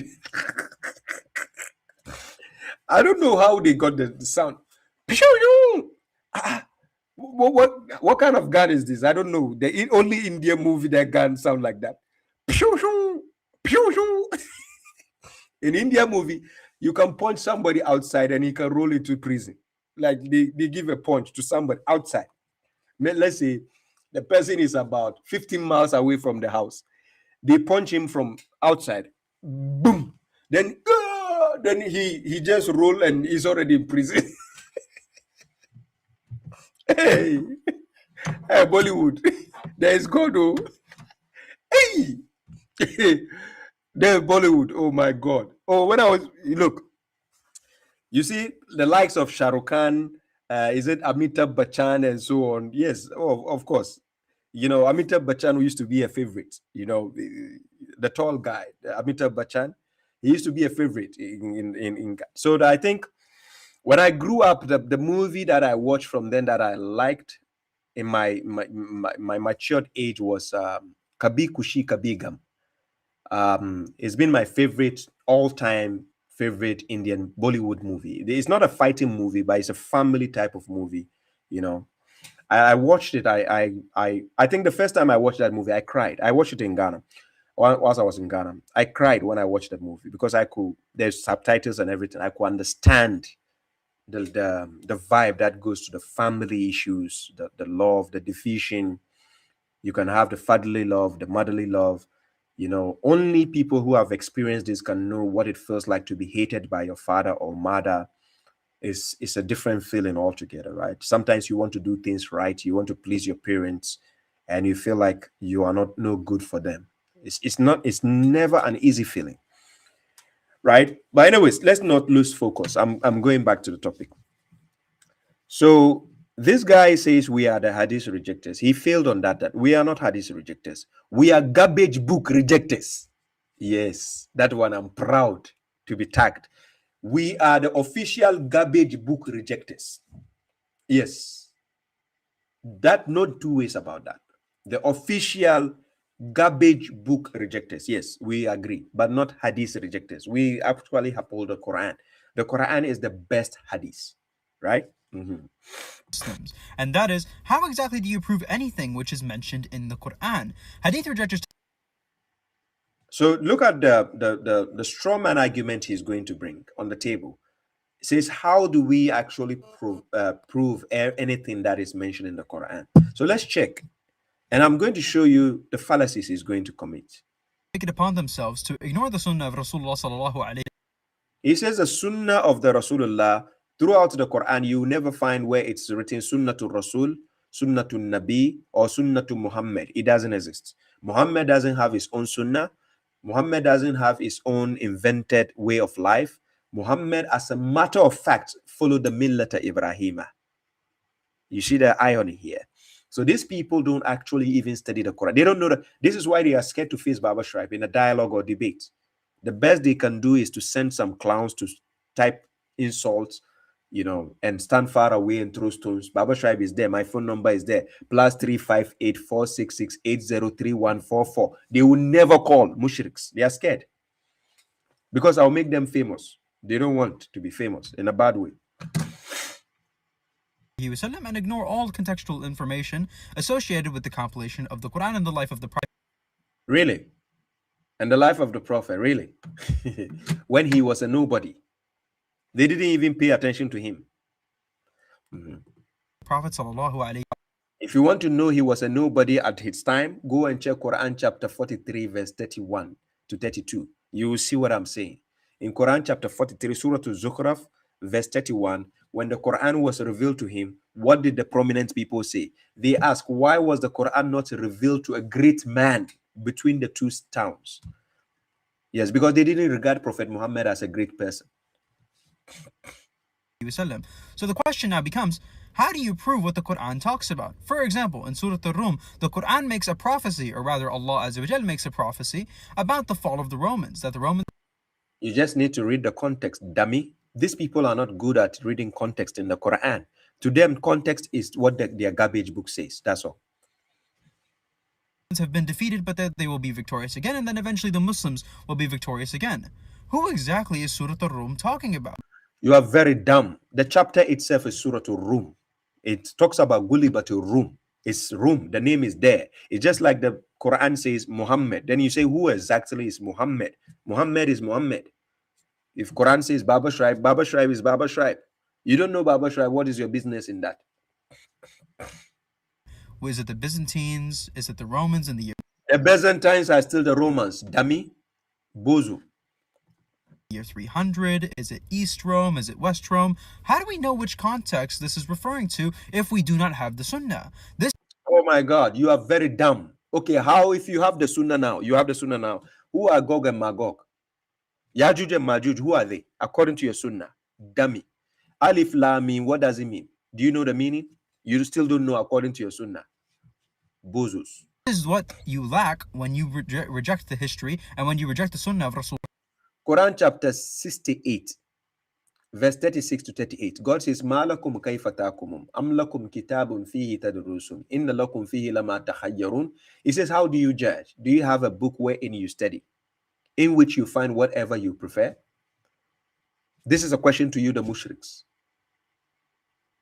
Anyways, your brain is made in Temu, so what do you expect? You can't really prove the prophecies of the Quran. Furthermore, we can't prove the prophecies of the Quran. Can you prove Gog and Magog? You the mushriks. Can you prove Gog and Magog? Buzufied. You also have historical information, like in Surah At-Tawbah, when Allah Azza wa Jal mentions the Rasul sallallahu alayhi wasallam leaving Mecca for Medina. How exactly do you even know who he's leaving with? Where is... Oh my God. Oh my God. Guys, ladies and gentlemen, so I go in front of God on the day of judgment. God is saying, hey, Baba Shuaib, the prophet left Mecca and went to Medina. Who exactly did he go with? If you don't answer that question, you fail. You are not going to paradise. Hey, Angel, where are you? Baba Shuaib, answer the question. Your last chance. These mushriks, oh my God. Their level of IQ is 0. Very dumb. Wallahi. They ask you unnecessary. Somebody can say, okay, if you are going to follow the Quran alone, what is the name of the wife of the prophet? On the day of judgment, hey, Baba Shuaib, come here. Forget about all the good things and everything you did. Baba Shuaib, what is the name of the third wife of Prophet Muhammad? Hey, angel, gatekeepers. He doesn't know the name. Come, take him to hell. Oh, why? And these people are people's husbands and fathers and so on. Why? Hey. Is he going to? Where is he making hijrah to? How do you know that he reached there safely? All of this is interdependent on the historical context. Is it relevant to the guidance? So this is the bozofied brain these people are using. They don't understand the difference between guidance and what is not. Look, I don't know. Look, the Hadith books, they attack women the most. Yeah, the Hadith book.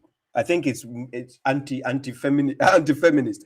Look, the Hadith book is the enemy of women, especially. Everything in the, I don't know if they ever praise. Look, Hadith book went to the extent to even say the prophet's wife drank his urine. So they didn't even leave the prophet's wife inside. That's why they accused him of marrying a 6-year-old girl. And that hadith, they said Nana Aisha herself was the one narrating that he married me at the age of 6. Imagine a 6-year-old girl saying this. He married me at the age of 6, and he consummated at the age of 9. And she was playing with dolls at that same generation. Yeah, she plays with toys.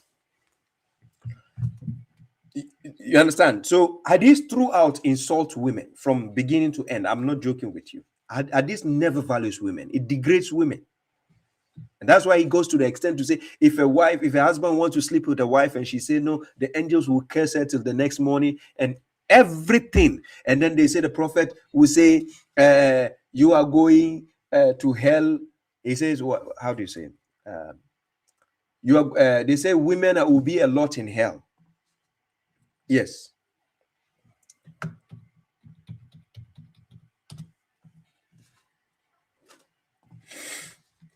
So let's go.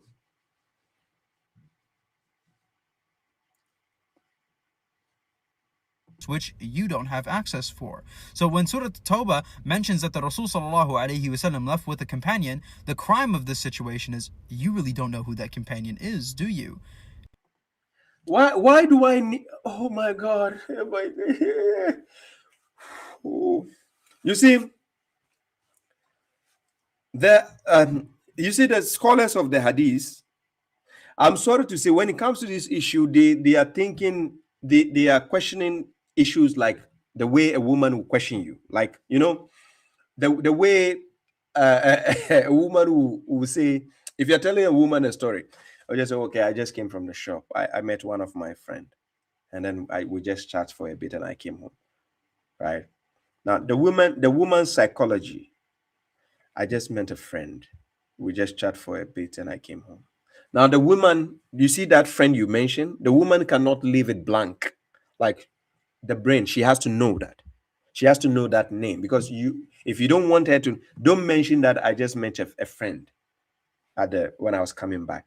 If you don't want her brain to go there, don't mention that I met a friend. If you're not willing to mention the friend's name, leave it out of the context. Just say I just went to the shop and I came home. That is it. Did you meet anybody? No, I didn't. That's it. The moment you say I met a friend, now the woman's brain is wired in such a way that she wants to know, and if she doesn't know, she cannot sleep. And it's not like that's how women are wired, right? So what I'm getting, the vibes I'm getting from the scholars is this is like they are women in the men's body. Hey, I'm sorry, women, if you're watching, this is not. I'm serious. The Hadith scholars, they are women in men's body. I'm not joking with you. They will tell you, okay, if you are going to follow the Quran alone, how do you know the person who was sitting next to the Prophet? What is his name? What do I need his name for? No, serious, what do I need his name for? I don't need his name. He is not important. You understand? So this is why when we are telling women stories, we try to leave certain names and out of the story because we think it's irrelevant. But to women, no, they need the details. And that's why women are good at remembering the kid's date of birth and the birthday, exactly the day of anniversary, the day you guys met, the day you guys went for coffee, the day you guys, women will remember all, because God gave them that capacity. They have it. You understand? They have it. So this is why God created us as a teamwork, like a man and woman go together. It's like a combination, teamwork, so that you go together and, you know, build a family and go together. So when men are at home with women, you realize that at home, it is only the woman who remembers everything, where everything is, except her phone. A mobile phone, she doesn't remember where it is. But she will remember everything in the house, where it is. The first thing she start looking for, after remembering everything, it is a mobile phone. Where is my phone? Women don't always remember where, but they remember everything in the house. You understand? They remembered your shoe size, the kids' shoe size. You don't understand? The last shoe you were wearing, they know the size. They remember everything. This is what the Hadith scholars are doing to us. They want us to remember everything. And not, you see, to men, when you force us to remember all these details, it's a burden for our psychology because our brain is not wired that. Right? Look, if a woman takes a picture,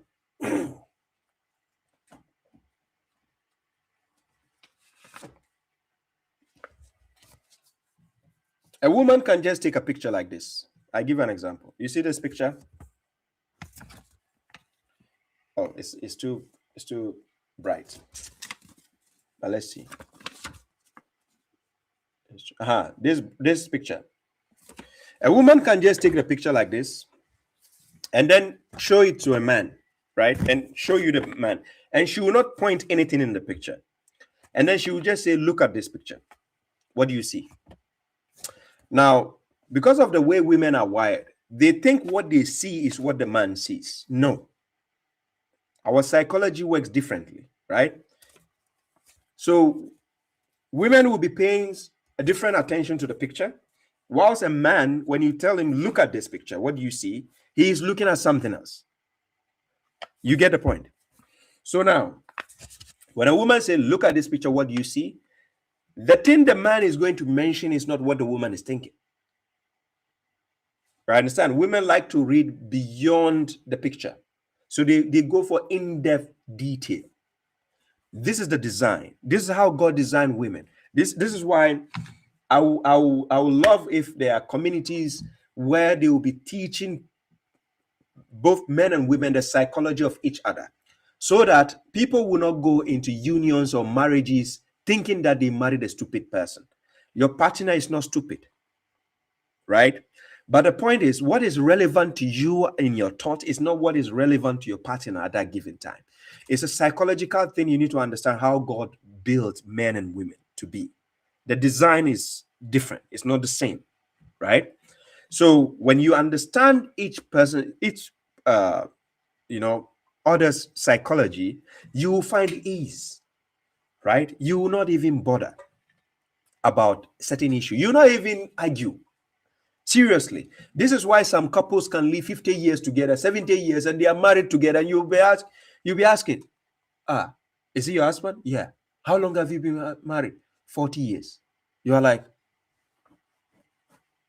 40 years with this man in the same house, same room? Yeah. How many kids? 5 kids. Now your psychology will be wondering, how on earth did they cope with each other? It's understanding. That's all that is needed in a union. Understanding. It's just like working in a company. You need understanding to fit in. Let people understand you, then you understand them. You are done. Don't expect, if you are in a company, just because when you come in the morning, you want to drink tea before you start working, everybody has to do the same. No, some people, they will not drink the tea in the morning. They will go and do something else. You get the point?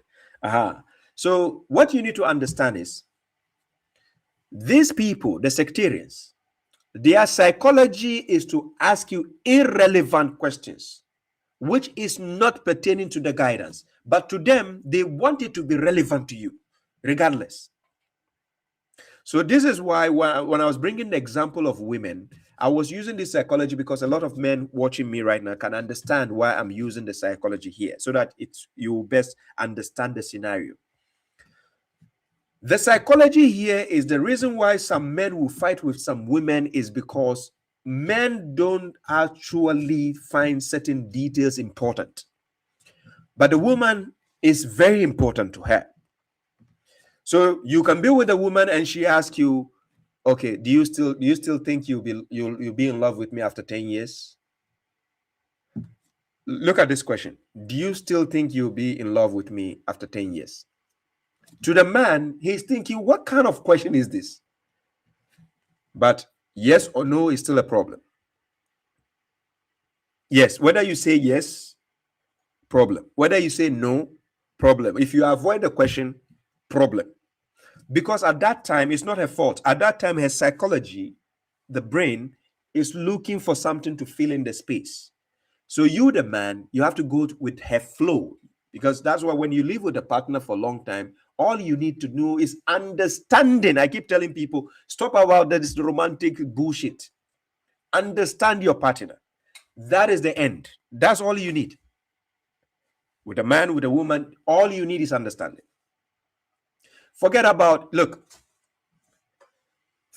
saying, okay, tomorrow Valentine's, so I'm going to buy her flowers and she will love me, or I'm buying him a gift and he will love me. No, it's not about that. Understand your partner and then go with their flow. Don't try to change the way they think, the way they go with their flow. So what I want you to understand is, when you understand your partner, right? Look, I've seen a guy with his, I don't know if it's his fiancée.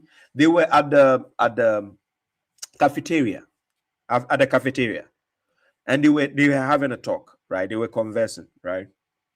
I swear to God, I could read into the person's soul, the guy's soul, that he zoomed out of whatever his partner was saying. She was telling him something, but I swear to God, when I looked into his eyes, he zoomed out. Like he zoomed out long time, even before she started talking.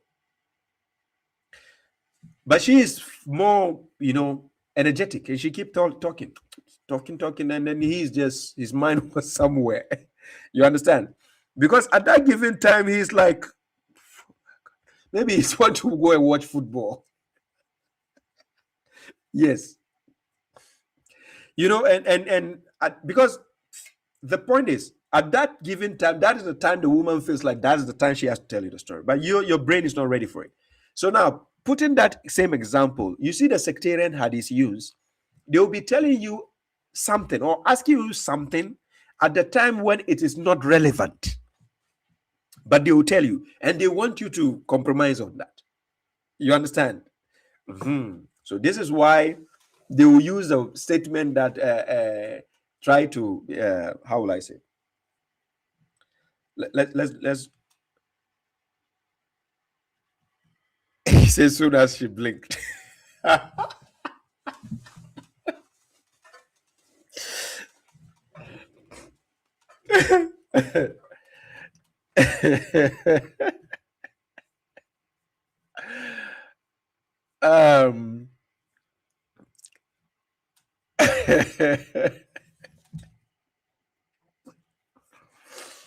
Yeah.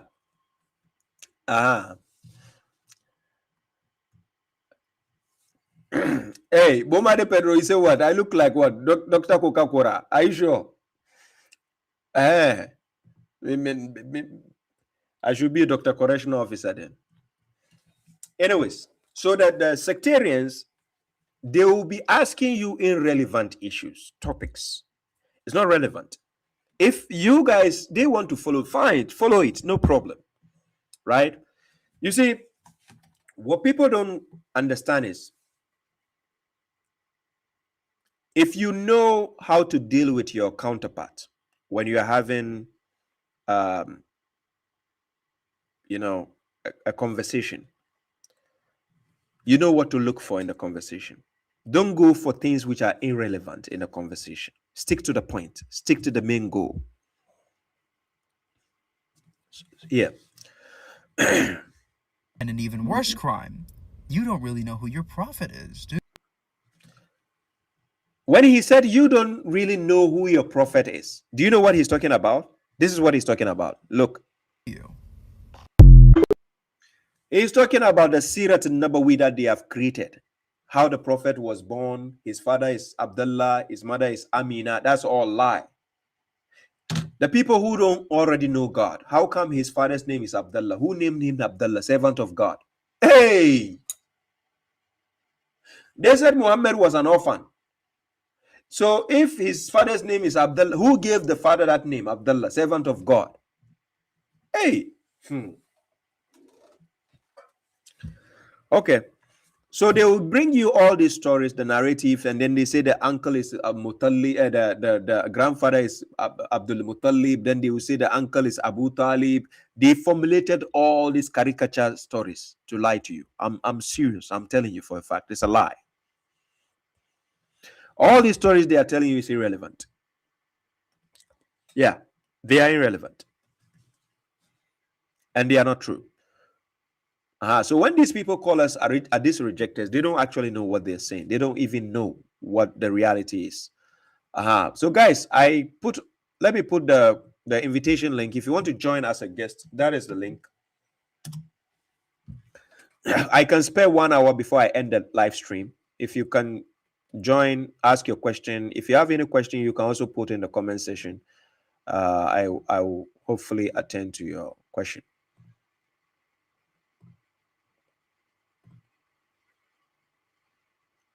Yeah, and the correctional officer number is +358 466 803144.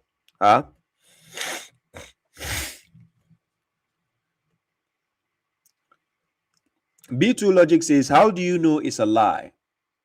Because there's contradiction. If you see contradiction in the story, it cannot be the truth. You need contradiction to know when somebody's lying. That's all you need.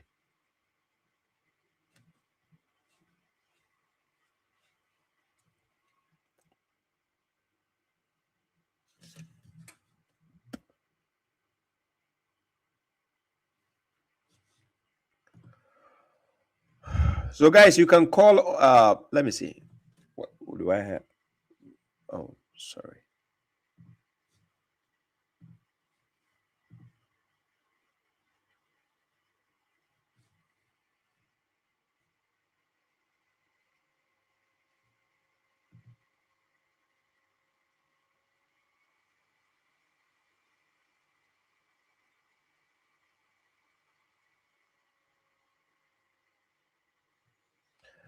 The Sabbath was only a point assigned for the children of Israel.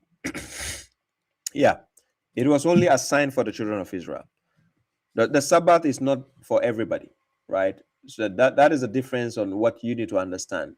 So when we say the Sabbath, it's not for everybody, it's for the children of Israel.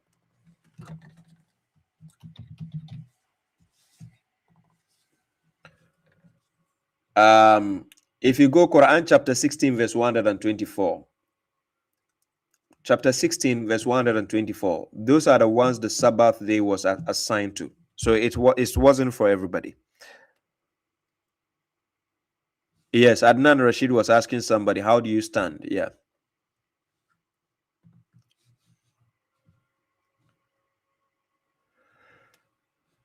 Yeah, Sebat, no problem. Salam to you. Salam.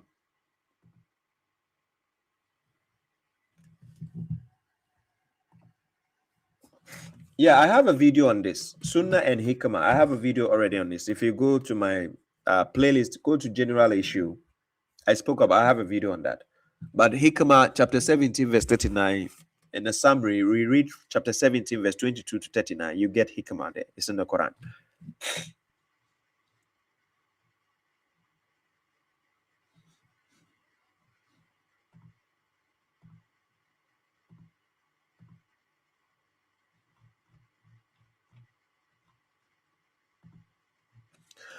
So can Jewish Muslim keep the Sabbath?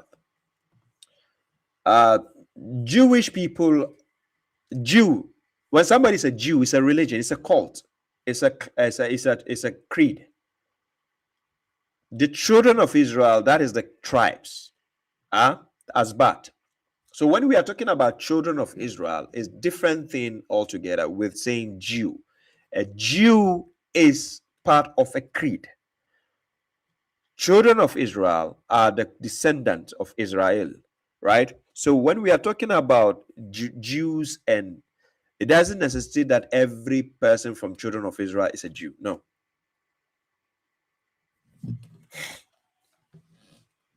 I'm not wearing red. I'm wearing wine color. It's a wine color, but it appears red based on the lighting.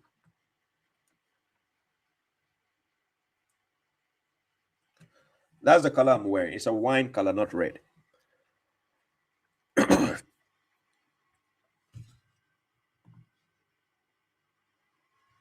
So Shuaib, I'm wondering, how do we navigate statements like this? This is your interpretation of the Quran from sectarians. I normally use 704 gods. Then let them bring theirs. Analyze their interpretation. Bring theirs and then examine it. That's what you need to do in an argument. When you are bringing a proof and somebody says that is your interpretation, tell them, okay, let's put mine aside. Bring yours, let's examine. That is how to have a fruitful dialogue or discussion. What are Torah followers called then? Aren't they Jews? Yeah, the Jews are claiming to follow the Torah. So if you want to understand what I'm saying, read chapter 5, verse 44 to understand what Baba Shuaib is saying. I'm giving you chapter 5, verse 44. You understand that.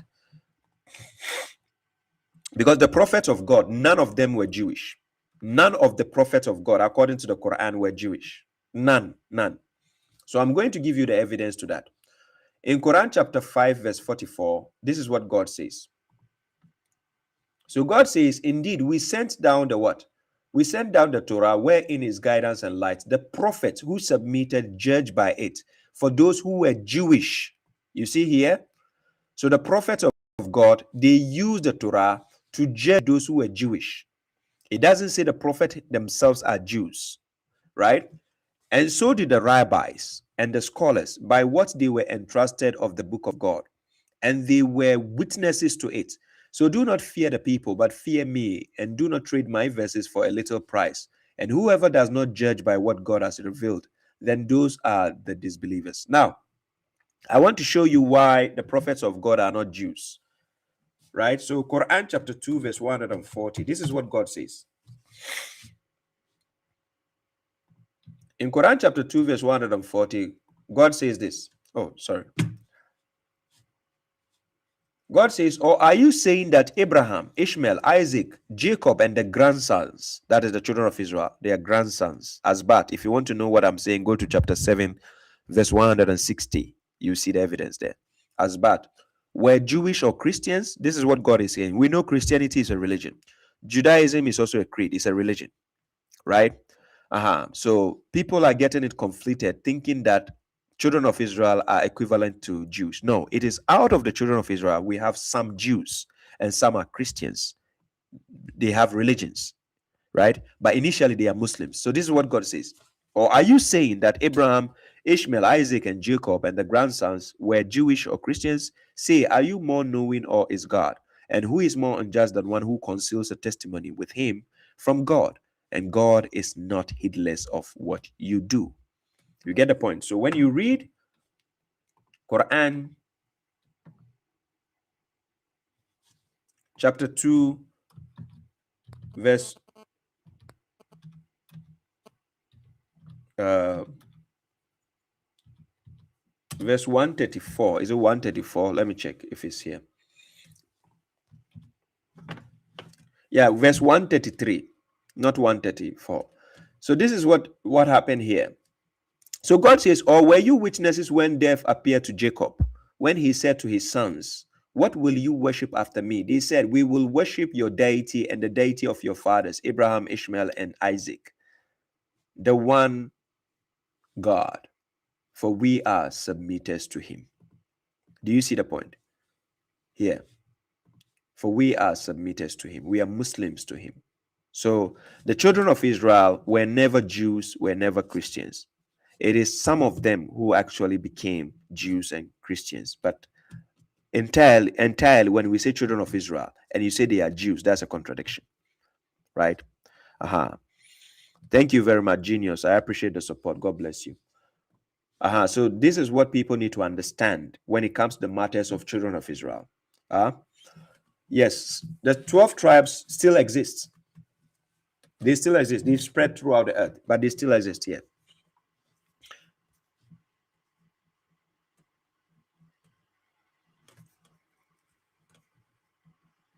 Yeah, Jews and Christians were names they gave themselves. Yes. So that is why when you read Quran chapter, let me put this verse on the screen.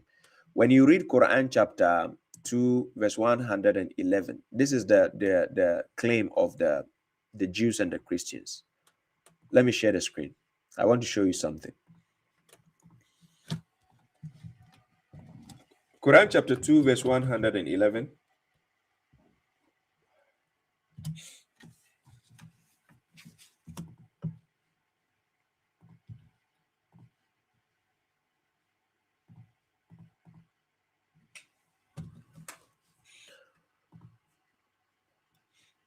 Yeah.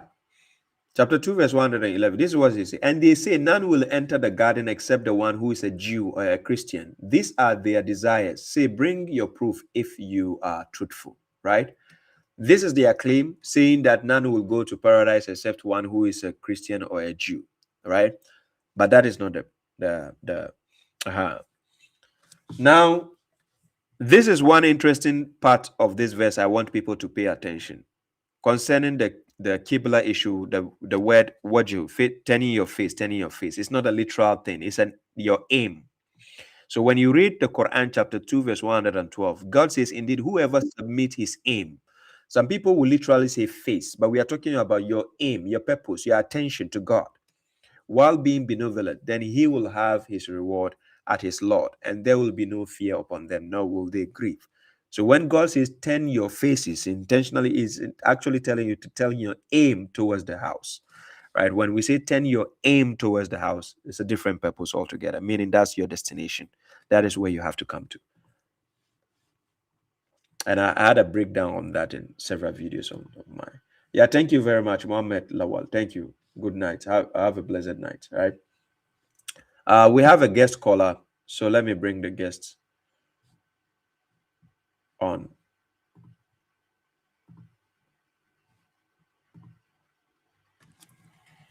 Peace, my dear brother. Assalamu alaikum. Wa alaikum salam. Oh, you have correctional officer top on you. Wow. I appreciate the support, bro. God bless you. I appreciate that. Yeah, my brother Dobrino. Hey. All good? I'm doing good. Yes. Just enjoying the stream. It's pretty good. Thank you. It's always good. Like usually when I go to sleep, I try to I look at your old videos and then I put it on whilst I sleep. So sometimes it's I be coming up with arguments when I go on TikTok and I'm thinking it's my argument, and then I go back and then I'm looking at your video. I'm like, oh, it's because I've been listening to it whilst I'm sleeping. So I'm thinking it's my argument, but it's your argument. So yeah, but the new argument that I have is according to chapter 53 verse 3, they said that the prophet does not speak out of his accord. So I asked them, according to the hadiths, when the prophet said he's seriously ill, I asked them the question, was the prophet speaking out of his accord on that verse? And I actually had the Sunnis actually deny that he wasn't speaking out of his accord. So because they asked me for when I asked them, they wasn't trying to accept the fact that he doesn't speak out of his accord. So then they asked me, and then I go, I think you have said this before. If the prophet is saying that is telling his wife that to make him fried chicken, that's not speaking out of his accord. So I said, okay, now I've answered it. So pretty much the dilemma that they have in this is if they agree that the prophet is not speaking out of his accord, that means that Umar is a kafir for denying him of giving the pen, because then I asked them, I said, so, because what if the prophet was going to write, it's a joke pretty much, I'm telling, what if the prophet was going to write the book of God is enough? Why didn't he let him say it? But then Umar is the one that said the book of God is enough. Exactly. It's a very good argument you use. It's a smart argument. You see, this is what correctional officer can cause. You listen to correctional officer, you present it. It's a smart argument. The reason is that is a contradiction on their side. Right? Yes. If they claim the prophet, because they don't know the difference between messengership and prophethood. Yes. So the chapter 53, verse 3 to 4, they normally quote, is talking in the context of a messenger. But they will now put it generally and say both his prophethood and messengership duty, he doesn't speak from his own. Yes. So now if it doesn't speak from his own and he has to be obeyed, according to the Sahih al-Bukhari 5669, that hadith is that the one they claim he was on his deathbed. Yes. If that is the case, when he told them to bring a sheet of paper, a paper and a pen for him to write something for them, Umar didn't obey that. He disobeyed that. And he told the people, don't listen to the prophet, he's sick. So that means, if that is the case, the prophet was not speaking based on revelation anymore. He was speaking his opinion. Because he hasn't been obeyed by Umar. So Umar is a kafir then. You get the point. So that's a fine argument. So that means the issue here they are presenting, the Sunnis, because of their psychology, their brain, it's difficult for their brain to reverse and grasp what you're saying. So they will start going on an attack mode. Right? Yeah. So they will start trying to puncture hole in other things you said instead of focusing on the contradiction you just showed them. So there's no way they can tell us that entirely everything he says is revelation. It's not possible. It's not inspiration. Everything he said, no. And the context of chapter 53, verse 3 to verse 4, وَمَا يَنْتِقُ عَنِ الْهَوَىٰ is talking in the context of the Quran. That is why it says, in huwa illa wahyu yuha. The huwa denoting one thing, not two or three. So the revelation of the Quran was what he has been inspired. And there are other verses to back that out. Quran chapter 69, verse 43 to 46. We have Quran chapter 21, verse 45. All gives you this, that it was based on the inspiration that he presented the Quran to the people. So that is a fine argument you presented. Yes. Yeah. The thing is, it's not like I do understand it, because it's like I said, I regularly watch those short clips, because those short clips give you a lot more than watching. Like, obviously, because most of the time it's like I'm working on a Wednesday. So it's like when I come home, that's when I rewatch everything. Or it's like when I'm sleeping, I'm listening to what you're playing as well. So for me, most of the time I get to remember a lot when I'm sleeping and I'm listening to it while it's playing. Because sometimes it comes as if you're dreaming, but you're listening to the person. It works. It works very much. That is my meditation hour. I normally put on inspirational talks, right? Sometimes I put inspirational talks in this guy's voice. Sometimes I use the Joker's voice to be talking about inspiration, motivation. And I listen to it at night when I'm going to sleep. So when I play it, I can be sleeping, but I'm listening to it whilst in my sleep. So it gives me the thoughts on how to be upfront. In order to lead somebody to something, you need to know how to handle criticisms, how to take criticisms, how to deflect certain criticisms. And I always work on that. So when I listen to that kind of motivational and inspirational speech, I listen to it at night when I'm going to sleep. And it kind of sticks to my head. So it's a good time to do that, to listen to that. It sticks to the brain. And the other argument too is like, because now it's like when they ask you how you pray, it's like instead of you giving that long version, I just tell them God said, do not practice things which you have no knowledge of. So and you guys are telling us that we need scholars in order to understand the hadiths. So if I do not understand it, why am I going to practice things that I do not understand? Simple. So that is a top-notch way of using your logic, your intellect, your common sense. And for them, it's forbidden to do that. It's forbidden to use the intellect. Yeah. And these are the questions, the things you say, they cannot answer you. They will look stupid. Yeah. They will tell you now, okay, now that you have knowledge, teach us how to pray. Then you ask them, so you guys pray? They will say, yeah. So if you pray, then how come you are asking me I should teach you how to pray? You understand? So always work on turning the tables around against them. Don't be in a position answering their questions. No. Because let me tell you how the sectarians' logic work. They want to superimpose their dominance on you, like their audience and their dominance, thinking they are in the majority. So always they want to make you the inferior person in an argument. So what you need to do is you have to learn them the notion of turning the tables around. Turning the tables around, flip it to your own advantage. And that will help you out a lot against the sectarians whenever you're having discussions. When they try to tell you, if you're going to follow the Quran alone, you will not know how to do this. Right? They will say, you will not know how to do this.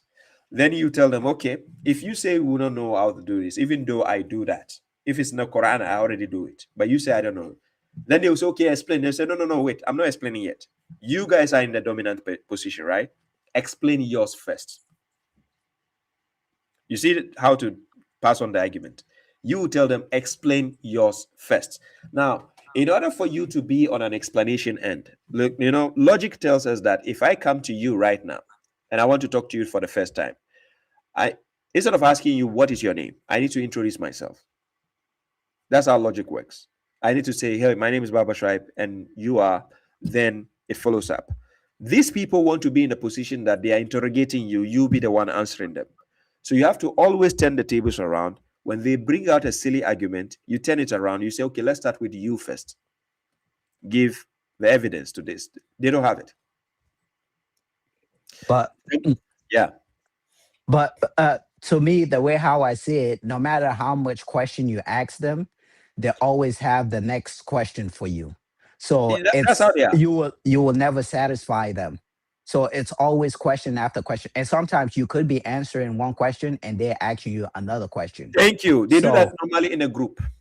The reason why that happens is because they are in a group. When they are in a group, they will do that. But that is why recently I've been putting out my short videos, interaction with people. If you see my shorts, the reels. The reason why I'm putting that type of videos is just to tell the audience that listen to this argument, listen to how people's brain work in an argument, because they feel like they are in the upper position. So what did you notice? When I ask the person I'm having a dialogue with and I ask him a question, prove it, then they are stunned. They cannot answer. You understand? They cannot answer because they just go with the majority, thinking that they know. So you will be in a position to ask the person to explain himself first. He being in the majority, he wants to convince you, right? Or he wants to tell you are lost. No problem. He should convince you first. Yeah, it's the whole point of like when they come up with that, like, well, most of the Muslim do this. It's like as if they don't read the Quran. They don't. What the Quran said They that don't. most people follow things which they have no knowledge. Yes, exactly. Most people are astray. Yeah, these people, they follow conjecture and they know that. They don't study the Quran, to be honest. They don't. They only, when it comes to studying the Quran, they only read it to memorize and study out the recitation. We call it tajweed and tajibush. I call it tajibush. They call it tajweed. I don't know why they put the weed there. But the point is, the tajweed only helps them to have the eloquence to pronounce the words, and then people say, mashallah, that's it. But knowing the Quran, not even their scholars know the Quran. No. They don't know, they have not studied the Quran I would say outside the box. They only study the Quran inside the box. The notion of when you read 2 lines, then they tell you another book explains this. That's how they study it.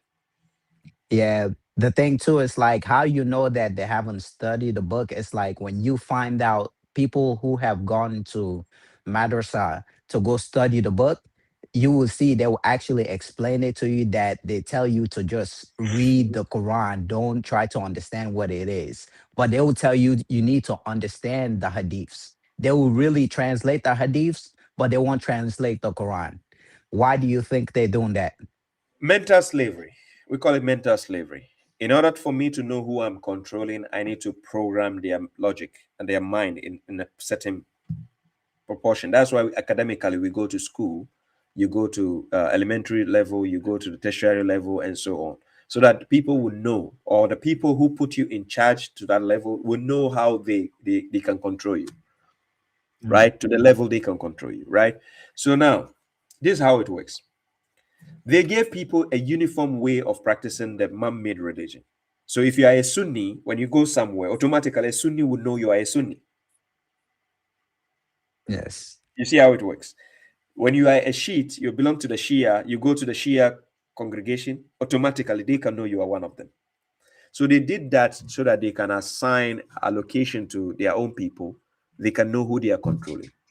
So they do that in the madrasa. If they teach you the truth, you will not be a sheeple to any scholar. So they will not teach you the Quran. They will only teach you how to read and recite. That's it. Then they will now go and teach you man-made books to confuse you. Yeah. Because if they teach you the Quran, you will not follow them. Yeah, because even the word Shia, like, how could you understand that word and still be part of that? Yeah, the point is, absolutely makes no sense, because that literally means a sect. Yes, it is. But the point is, look, when you're growing up and you're already being bamboozled and lied to, and you grew up with the same lie, it becomes the truth in your head. So even if there's another narrative contradicting that, that is where cognitive dissonance comes in. And that's why these people can be very, very emotional when it gets to the aspect of confrontation to actually question their deen. They get very angry. I'm serious. You know, I was one time on Clubhouse. I used to go on Clubhouse. There's an app called Clubhouse. I used to be on Clubhouse. I actually got on somebody's nerve on Clubhouse to the extent that the person said if they were in charge of a community and we are there, they will exterminate us. Yeah. I recently started going to Clubhouse about a year ago. I think you wasn't going there anymore the time I started going there. No, I stopped. I stopped about I think 4 years ago. Yeah. Oh, okay. But my playbacks are still there. If you go, you can still listen to my playbacks, the ones I did in the past. If you go to my page, all the last programs I did, the monologues and discussion, they are there. They are still available. I still have the page running, but I don't do any activity there. Oh, okay. Yes, because I just decided, I think since the advent of TikTok, my attention shifted more to TikTok instead of there. Yeah, and really, that's the only reason why I end up getting TikTok was because of you. Because I appreciate that. Yeah, because before that I didn't have one, but I ended up creating one just to. No, I do appreciate that effort. I have a lot of people even from the US who actually join TikTok because of my videos, so that they can get the and my I think my biggest audience that I have is on TikTok, right? TikTok. That's where I have the biggest audience, because people in Africa have easier access to watching TikTok or using TikTok than the other platforms, right? So that is why I focused more on TikTok, because my biggest audience are Africans on TikTok. Then on YouTube and Facebook, my biggest audience are usually from UK and USA, that side. But yes, so the idea is to go on a platform where the audience are actually available to get the message. A lot of the things that sometimes you see me go on Mommy Grace, or I go to Grace in Broke program to go and say, I've already said it on my platform. A lot of the things you see me going somewhere to say, they are not new. Yeah. But the reason is that side, when I go to say the same thing there, people will get to know something of that sort exists. So let's go and listen more. You see, so this is the scenario. And besides, I do have a lot of videos that I don't even have them on Facebook, on YouTube. A lot of videos that I don't even have them on YouTube. Do you know the reason why? So let me tell you the reason why. I've been on TikTok for 3 years now. Now, 3 years on TikTok, I've been doing live streams, sitting down for 5 good hours after my 3 hours lecture, sometimes 2 hours lecture on YouTube. I sit on TikTok and TikTok doesn't have a playback. Oh. Yes. It doesn't have a playback. So what happens is the file becomes very big. I have about I have 2 terabytes of mega disk that I put.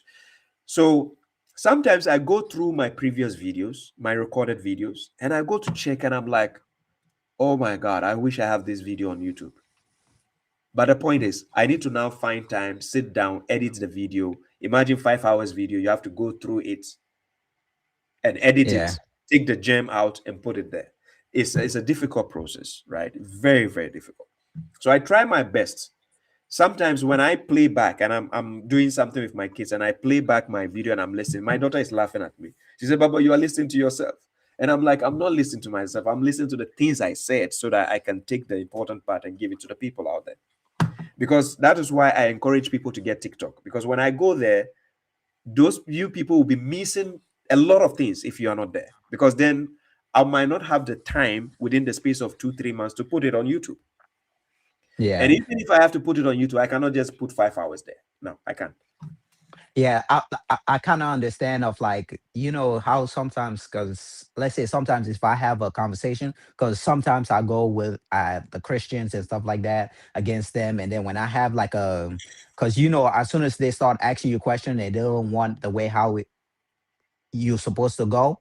Like Yeah. especially they will go to like they say that what what if Prophet Muhammad got a doubt? Where does he needs to go? But me, it's like I never give them that opportunity because I tell them to read the whole verse. And the Yeah. verse said, if you don't be part of the doubters. So if he goes outside and look outside the books, what does that make him? That make him a It doubter. doubts. Yeah. So they will drop me, and then it's like after that, I will always go back and see where do I make a mistake or anything like that. So next time when I approach it, I'll approach it with a different angle. Yeah. Yeah. Because That's a point. That's a good point actually. And yeah, the reason is, you see, and I tell people we fall on smaller stages in order to learn how to get up on a bigger stage. yeah, Smaller stages, there are certain things that sometimes people will tell me that, Baba Shuaib, why do you make yourself available on TikTok for people to interact with you? Like they come to have a dialogue. The reason is if the big guys are running away, I have no choice. I need to even give the small guys to come and face me. Then I will use the things the big guys teach the small guys to show my people that these are the things they are being taught. You see? So in a dialogues, when I put the short reels on YouTube or Facebook, people get to watch, they get to understand, okay, this is the psychology of these sectarians. This is how they are thinking. So normally when they yes, come on my platform, you see them asking me, oh, so you are a Quran alone follower? And I'm like, okay. Oh, so you reject Hadith? And then I ask, which Hadith? The moment I say which Hadith, that becomes a problem. Because what did I just do? I turned the tables around. yeah, That's what I just, it's a flip. So instead of saying, oh, no, wait, I want to ask you, no, I will not say, I want to ask you a question. I want to make sure the person asking me knows what he is asking me.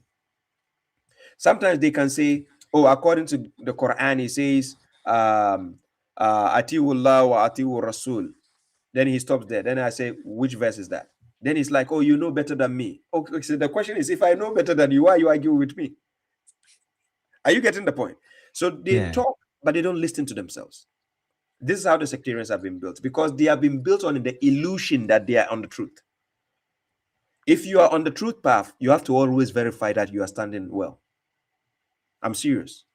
yeah. That's why it's always good to listen back to yourself. So that Yes, way you know, and then you can go back again, and then next time you come, you will be more prepared. Because that's it. yeah, because it was one Christian who was trying to say that that that in the Quran that God chosen Jesus as a son. So he started so he started bringing verses to me, and then the problem is what I should have just went on the internet of like go to your website where the Quran is. All I should have do is just put the word chosen, and then there's so many places where other prophets are chosen.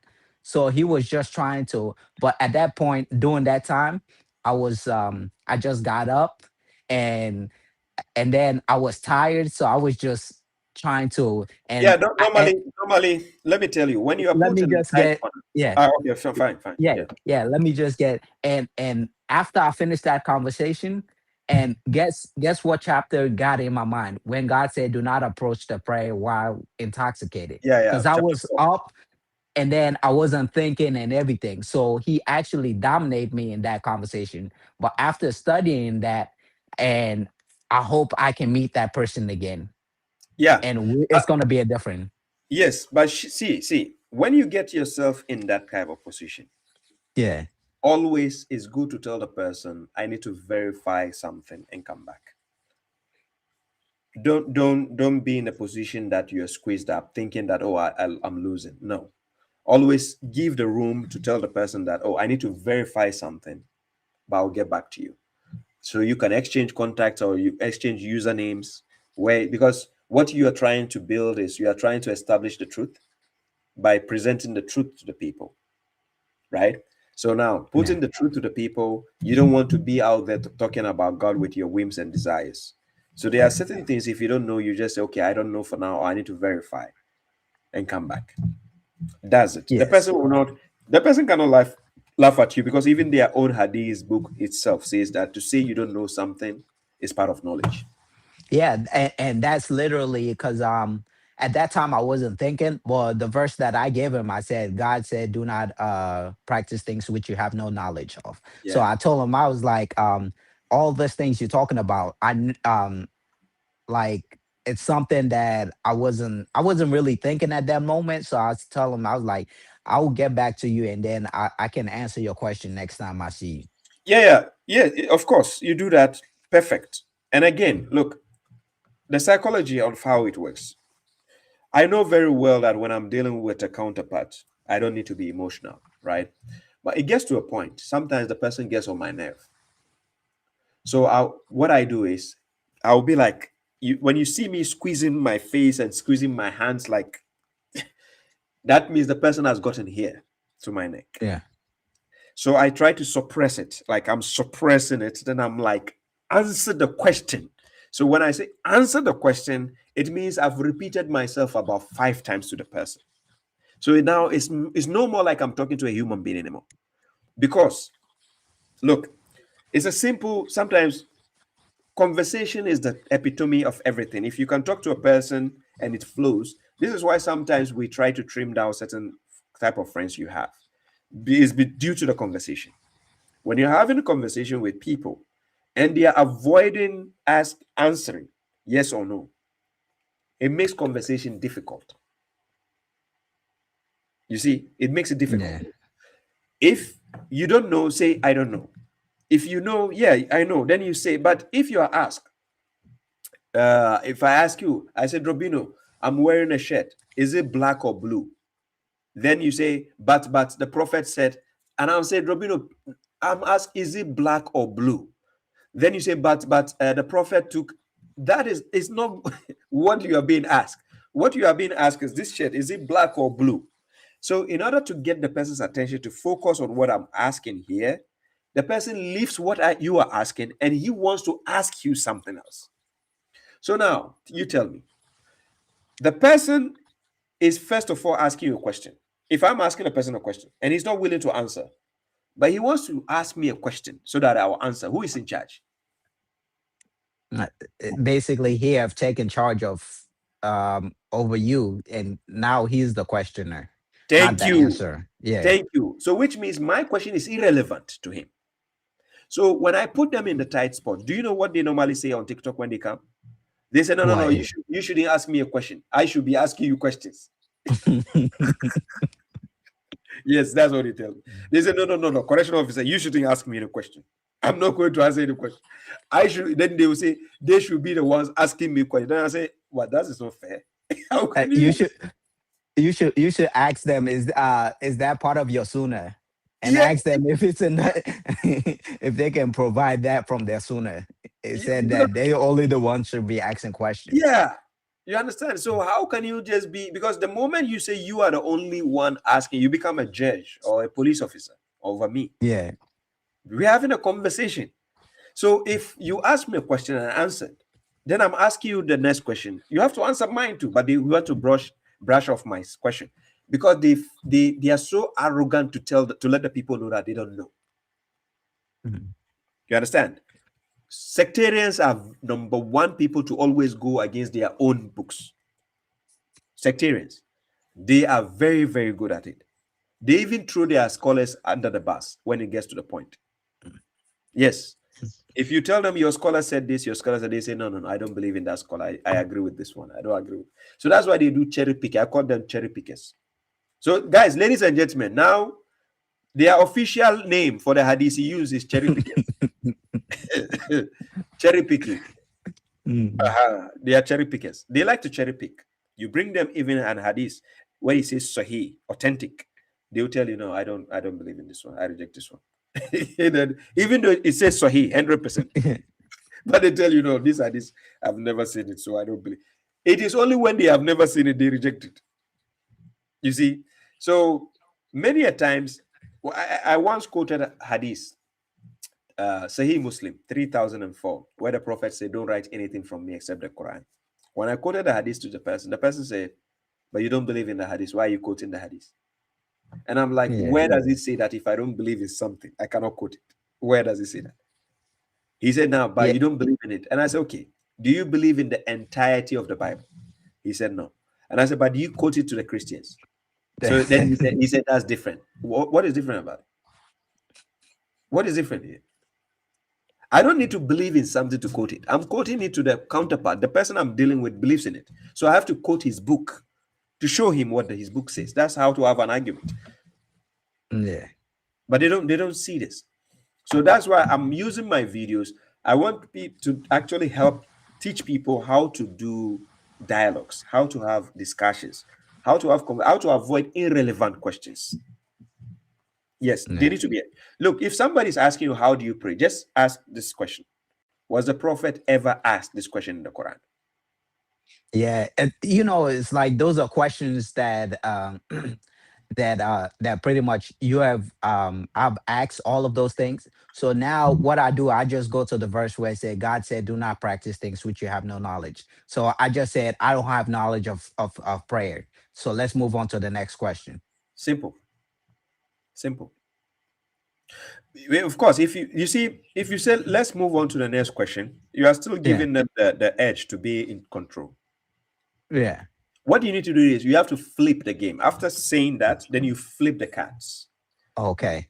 Yes. As soon as you finish answering that, flip the cards and then ask a particular question. Then you say, hey, I have an interest in one narration or hadith or something you guys said.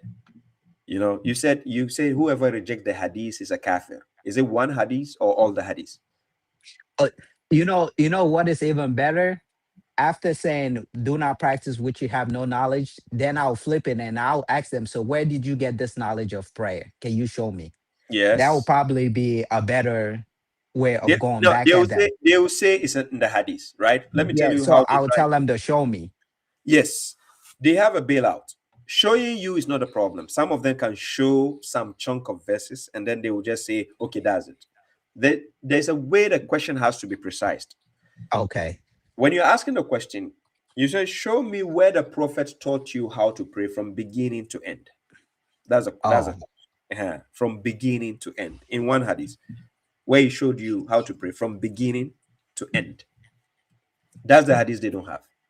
Oh, okay. So they don't have that. Because to be honest, I don't know much about the hadiths, because like literally the reason why I stopped, because us as African, most of us is like we just go, like we know that Juma, go to pray on Fridays and all of that.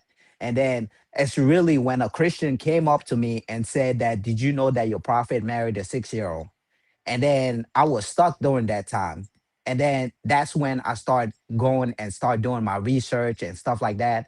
And praise be to God, I end up coming across one of your videos, which was the debate you have with Avery and what's his name, David Wood. David Wood, yeah. Yeah, so then I started listening and stuff like that, and then right after that, I feel like any sane person would automatically drop those hadith from like hearing that a honorable man will marry the 6-year-old. Exactly. So I automatically said, this is not from God, because God would not permit something like that. Like you said, Obviously. obviously, you're not gonna tell me it was all 6-year-old that were there, and there was no Yeah, even a 25-year-old or a 30-year-old that is sufficient, that is enough for the prophet. But yet a exactly. 6-year-old. Yeah, that's the point. So They actually, tainting the image of the prophet. They are the enemies of the prophet. They insult the prophet rather. And yeah, sometimes when I interact with them, even when I went to Ghana, I prove to some of them when we talk, we have a conversation. I prove to them, I show the person that they are rather insulting the prophet, right? yeah, And after showing them such evidence, they don't argue, because then the person knows what I'm saying. He knows I know what I'm saying. It's not like I'm just talking up from my whims. You see, they are quick to always ask you when you say something, they will ask you prove it. Have you noticed that? yeah, But when you ask them, they don't want to prove. yeah, You see the irony? So that is the point. So you push them to the wall till they answer the kind of questions you are asking them. And all it takes is to just watch the right videos, which will help you to know how to question the sectarians. And that's why I'm trying my best to put the dialogues. When people call in on TikTok, I put the videos so people can use that to learn on a fast pace. Because the more I'm putting 3 minute video, it helps people to watch. And I think after today, I'll be putting a video that I had a, 6 minutes dialogue with somebody. I'll put the video, and people will use that to learn the more. yeah. And I recommend a lot of people go to the old videos of Yeah, yours and then watch them. It's like you that got that those is short, more of a full those, lecture. yeah, those 30 minutes where it's like it will give you verse after verse after verse, Yeah, even though you do sound a lot angry in those voices, but I like you I can, was I yeah, was but you can you yeah can you can get a lot of I knowledge was from I that. was more passionate, and it was frustrating at that time. Well, yeah, I was frustrated because the reason is I could see the manipulation. I could see the how people have been bamboozled, and how people Mm. are don't give a damn. And it's frustrating, like you showing care for somebody who doesn't even give a damn about what you're caring. Yeah, So, but that is the gem. At that time, that is what I call lecture. yeah, Now I'm more relaxed. That's why I'll laugh in between, and because I know I've already tackled all the major topics already, right? yeah. So my old videos, yes, they give you the gem of what to study with from. Yeah. Yeah, And it's like another knowledge that grown up, what my uncle used to say to me. He said every time he would discipline me, he would tell me, these things I'm disciplining you. When you're gonna be around crowds, you're gonna see the difference between you and the crowds. You understand, right? yeah, And as I start growing up, I start realizing it's like following the crowd does not help you. Most of the time, you want to be out of the crowd and observe the crowd. And now I'm looking at what that advice that he gave me, and I'm looking at the Quran when it said, if you follow most, yeah. they will They'll mislead. mislead you. Yeah, Yeah, it's a fact. so most of the time it's like a lot of things like people are giving advice is because of they have heard that before, but most Mm, of the time you end up looking in the Quran, you will find that you will find a lot of advice. Whatever problem you're going through, you can find the example of that from the prophets. exactly. Yeah. Oh, So exactly. So eventually, I think we are getting there. We will get there at the right time, inshallah. But I think we are stepping in the right channel where people can actually see the message. Our community will grow in the right way, and we will get to organize conferences where we can meet around you know the globe, inshallah. yeah, That will be possible with the help of God. yeah, and sometimes too it's a lot of people in the community as well that are trying to divide the community. So you have to also know that, because God said, you do not know them, but God knows them. But most of the time, I can see a lot of people you will see, I don't know, maybe this is just my thought. There's always a guy that always come to you every single week.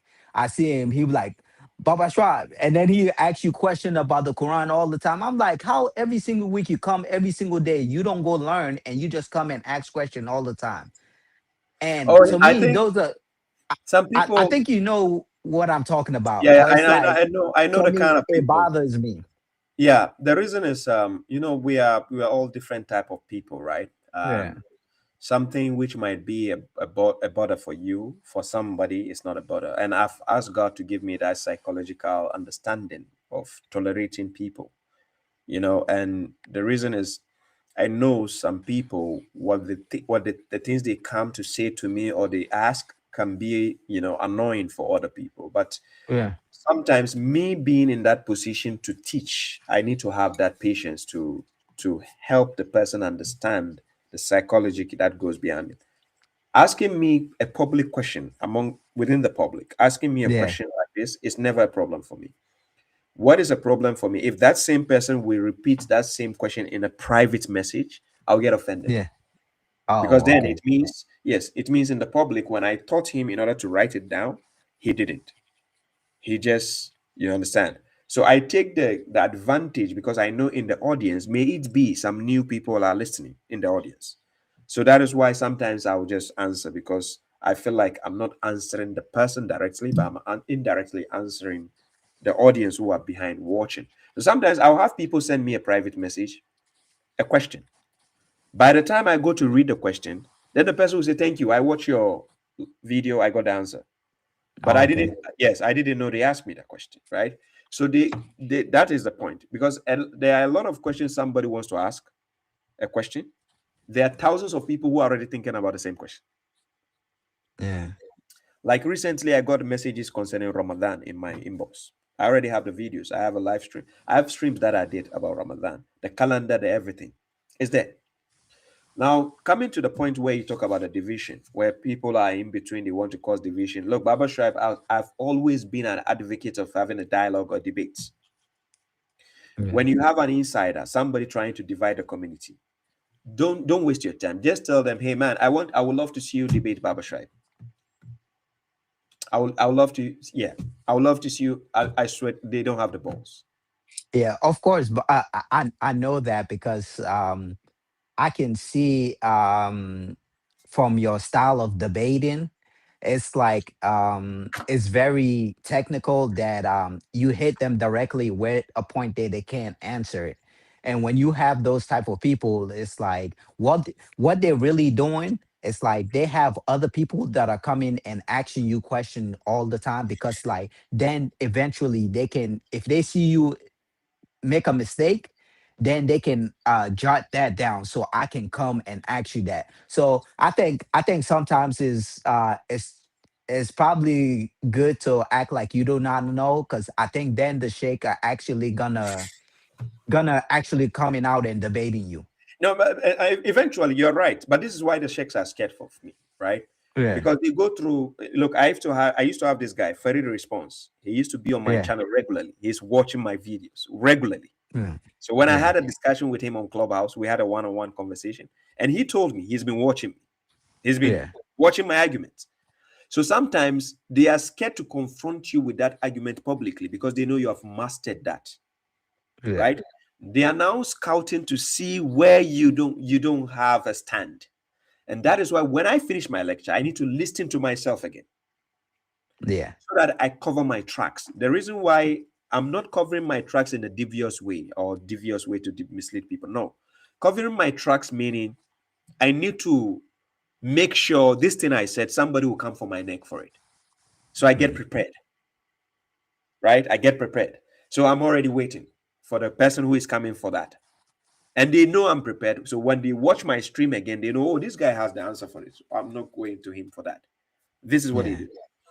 So then it gets to a point. The biggest argument now, they say I cannot recite the Quran like the way the Sunnis do. That's their biggest argument. Yeah. And I told them, well, I'm sorry for that. I'm not an Arabian. If I was an Arabian and I cannot do it perfect, fine, then there's a problem. But I'm from Ghana and I speak about the 9 to 10 languages. So if I'm speaking a lot of languages, you expect me to have that, tongue, fluency, tongue in Arabic. No, I can't do that. You understand? But yes, let's go to the academical aspect of the book. I will shut them down. That they know. I will shut them down to the core. So one of the things that a guy like Farid asked me concerning the scholars, he says, do I agree with scholars? And I said, not always. And I said, not even most of the times I don't agree with them. I can agree with them in some things. Yes, we can agree in some things, but not entirely. Not entirely. So the point also I want to make is, among the Quran alone community, we have people who are coming out with new meanings, interpretations. They will tell you this doesn't mean this. These are those people. Allow them to do their videos. Allow them, right? It's a free internet. Allow them to say what they say, but always be in the position to ask the person, are you willing to have a dialogue with this person on this topic? Because if you see that person differing with me on that topic, the best thing you should do, instead of attacking the person, no need to attack, no need to say it, just tell the person, can you have a dialogue with Baba Shuaib on this topic? And check the person's response. If he's an honest person, then he'll be willing to do a dialogue. If he's not a sincere person, there's no way the person is coming out. Because the reason is, sitting down alone to talk is easy. To sit down and say, Salat means following closely, it means duty. It's simple. But you see, when you are being questioned one-on-one, in the dialogue, one-on-one, that is when the sweating starts. Yes. So, and this is what I love to do. So this is why I don't go criticizing people when they have a different view or say something. No, I don't have issues with that, right? The person is free to say what they want to say. But if they are coming for Baba Shuaib's neck, that is when I'll mess them up in the public. Yeah. Because when I'm coming for somebody's neck, I don't go to have mercy. I go to shut them down. That's what I do. And I do this by the help of God. I'm not doing it for personal sake, for my own personality and say, oh, no. I do it for the sake of God, because I've been doing this stream for the past 8 years. And doing this stream, I do it for the sake of God. And I sit there. Look, a lot of people who meet me personally, privately, they tell me, man, you are a very courageous person. Yeah. To be doing what I do and putting my face out there and saying the things that I say, it takes somebody with four balls to do that. Not just 2 balls, 4 balls to do that.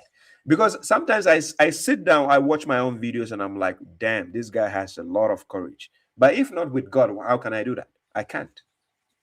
Yeah, especially like when it comes to the so-called hadiths, you call them the garbage book. I call it garbage. And you see the funny part, I'm not only calling it garbage in English, and I do it to my people, even in Hausa lang. I tell them it's garbage. And do you know the funny part? And I can prove it. Yeah. Yes. If they say, why do you call it garbage? And I say, do you want me to prove it to you? They say yes. And I say, okay, let's take this hadith. Let's take this particular hadith. Then he says, okay, bring it. Then I say, open it, check. So he will open it. Then I will ask him, according to your hadith 3017, Sahih al-Bukhari, he says, whoever changes his religion, yeah. Then I ask him, in your family, do you have somebody who is not in your sect? He said, yes. And I said, are you going to do that to your family? Then the person is like, no. There is another understanding to this hadith. I say, really? So then I tell them, this is garbage. They said, yeah, this hadith. No, I don't agree. So I get people who tell me they follow hadith. I get them to say they reject 6 years old marriage of Nana Aisha. They say, no, I don't believe he married a sister. I say, oh, you see, you are hadith rejected. Then they say, no, I'm not hadith. I say, you just rejected hadith. It's sahih. So then I say, this is garbage. Then they agree. So when I sit down and say garbage, I have justifications. I don't just sit there and say words that I cannot justify. And this is why they're the scholar. They know I know what I'm saying. This is why they tell their people, avoid the guy. So one bozo in Ghana, when he failed to face me, they asked him, he did a video on me, and they asked him, can you face Baba Shuaib in a debate? Then this guy just made a video, started attacking my personality. He said I was a lunatic in Ghana, and they couldn't cure me. They brought me to Europe, they tried to cure me. They took me for rehab. Hey, now we are in the courtroom, and he's sweating. His lawyer abandoned him. Now he went to take another lawyer. We went for court appearance even yesterday. His lawyer abandoned him. He went for a new lawyer now. And God willing, he's going to sweat, inshallah. You understand? I told him, come to the court and prove to them my medical certificate where I was a madman in Ghana and in Europe. Come, prove it. Now he's sweating. And I said, as soon as I'm done with him at the court, he must accept the debates. We are going to do a debate. Inshallah. Yes, he must accept. And I'm going to mess him up. But Inshallah.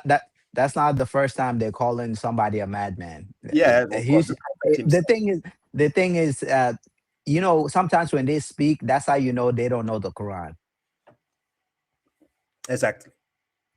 Yeah. The way they speak with the hatred, they lie, and they are they are very good liars. Well, when I say very good, meaning a person can lie with confidence. That's a good liar. Yeah. Yes, when somebody lies with confidence. You know, when somebody is not a good liar, when they are lying, they are doubting. You know, It's just like a kid when he poop in the pants and you said, "Hey, did you poop?" And you're like, "No." Then you know they pooped. But these people, they are lying and swearing. Yes, they lie and swear. Yeah, it's the same thing. The other day I went to go play football, soccer. So we were playing soccer, and then it's like I tried to chip the ball up, and then the guy kicked the ball out. And then everybody saw him that he kicked the ball out. He swore that he did not kick the ball out. And then I just looked at him. I said, if you can lie about small things like this, I fear what else you can lie about. It's it's just a simple game. Just say he said, no, I kick your foot, not the ball. And then everybody sees that you kick the ball. And then I'm like, how could you lie about small things like this? So what make you think that you wouldn't lie about big things? Yeah, there are people like that, and they have no regrets for the swearing. Yeah, it's like sometimes it's like you can't I think these people sometimes they can't help it. That's just who they are. That's how they are. You understand? And they don't have the fear of God. And this is why they hate us when we say, come, let's follow the book of God. They hate us. Yeah. We didn't say, hey, come, there's a new book, a different book. Come, let's go and follow a new book. We said the same book the prophet brought, upholded the same book. The same book the sectarian says he only follow only the Quran. The sectarians themselves, they said that. They said the Prophet Muhammad only followed the Quran. Then we say we want to be, he's our role model. So we want to follow his footsteps by following the same book he followed. They said, no, you are kafirs. Yeah, that's sometimes you think about it, it's like, how does this make sense? If you said that I only follow the Quran, makes you a disbeliever. It's confusing. That is why I said their brains are from Temu. Yeah. Because there's no way this brain will come from a boutique or an expensive, mega store. No. Yeah. Temu, I agree. Because, in Temu, what you can buy in a mega store for like 1,000 euros, you can get it in Temu for 50 euros. I'm serious. So, so I'm not surprised when I see that. This is why in the past you see me angry, but now I laugh when they say the stupid. I laugh. You understand? Yeah. So that is all it has got into. But inshallah, we have seen their tracks now. We have no cause for any concern. Ours is just to learn how to have the debates and dialogues with them, and that is what I'm trying to do. I think I will be using the best platform I'll use for that is YouTube, right? Yeah. I will be gathering the subscribers list where I can pass on that teaching. This is not like a Quranic teaching. It's a way to have discussions with family members or dialogues with opponents, things to talk about. Because people normally ask me, Baba Shuaib, how do you fit in out there in the real world? When you meet people out there, how do you fit in? Look, let me tell you what people don't know. In the real world, I have acquaintances who are Sunnis, Shia, or Christians. They meet me in the real world. We talk, we smile, we shake hands, we go our ways. We don't fight, we don't argue. In the real world, I avoid religious issues. Remember, this is what God says. In Quran chapter 4, verse 140, I want to show you two verses, right? Before we bring this to an end. Okay. In Quran chapter 4, verse 140, God says this. Let me put it on the screen. I put it on the screen here. This one. So God says it, and it has been revealed to you in the book that whenever you hear the verses of God being blasphemed and humiliated, then do not sit with them. Yeah. Do not sit with them, right? Then what does it say now? Then it says, until they engage in another discussion other than it. Then God says, otherwise, you will then be like them. Indeed, God will gather the hypocrites and the disbelievers all together in hell. So this first advice God is giving in chapter 4, verse 140. God is telling you that when you hear the verses of God being blasphemed and humiliated, then do not sit with them. But initially, which people were you sitting with them? Yeah, you were sitting with the Sunnis and Yeah, stuff like exactly. They that. could be sectarians, Yeah. they could be hypocrites, but this is on a normal livelihood. You are sitting with them. But the moment the issue of the verses of God comes in and they start attacking God, you don't need to sit with them. And then God says what? Until they engage in another discussion. So even if they are Sunnis, so far as they change the conversation, we are talking about football or we are talking about music, I can still talk with them. We can still be cool. Yeah, it's like for example, the mosque that I used to go to, the guy that I work with, he still see me. He be asking me, why don't you go to the mosque anymore? I just tell him that, oh, school, work is very busy and stuff like that, and other thing. And then I say, inshallah, you will see me again. But Exactly, that's it. I That's the just best never. It's none of your business. But Exactly. I don't need to tell them that. Oh, I don't follow that because when I used to go to the mosque, they used to preach, and then it sounds very like it's something knowledgeable. But after you start attaining knowledge, you start listening to them. You're like, this is not from the Quran. This Exactly. is something else. And then you start really listening. You be like, this is foolish what they're saying. Why did I used to think that this was knowledgeable? Yeah. Talking about talking about a goat eat the verses and how the sheep ate the verses. It doesn't make sense. It sounds like a low IQ type of thing. And I used to think that was part of the Quran, and I would go to Jumu'ah every Friday. Okay, so let me tell you, Drobino, the reason why you used to think like that is because you are looking at the imam and you're looking at the audience congregation. You think, oh, big number. There's no way this imam can be a comedian, So you look at the comedian, the clown standing in front, and he's speaking Arabic, and you are like, wow, mashallah, this is. But it's a low IQ person. Hasima Lakim. Yeah, that's the best comedian ever. You see, he's the best comedian. Let me give you the last verse, chapter 6, verse 68. It's on the screen. Yeah. God says, and when you see those who wage against our verses, then turn away from them until they engage in another discussion. And if the devil causes you to forget, then do not sit with them. That is, sit with the transgressing people after the remembrance. So meaning I can be sitting with them. I'm sitting down with them, right? Because it's only the matters of your religion. God says you should not associate with them. Right. But we can be business partners. We can be, other things. We can talk about other things. We can be mutual respect friends and so on. Even with your parents, if they are not following the right course of Islam, you don't have to be disengaged with them. According to Quran chapter 31, verse 14 to 15, the only time you don't need to obey them is when they when they fight with you to go and associate something with God. That is the time you don't need to obey them. But meaning in other issues, you're okay with them. You're cool.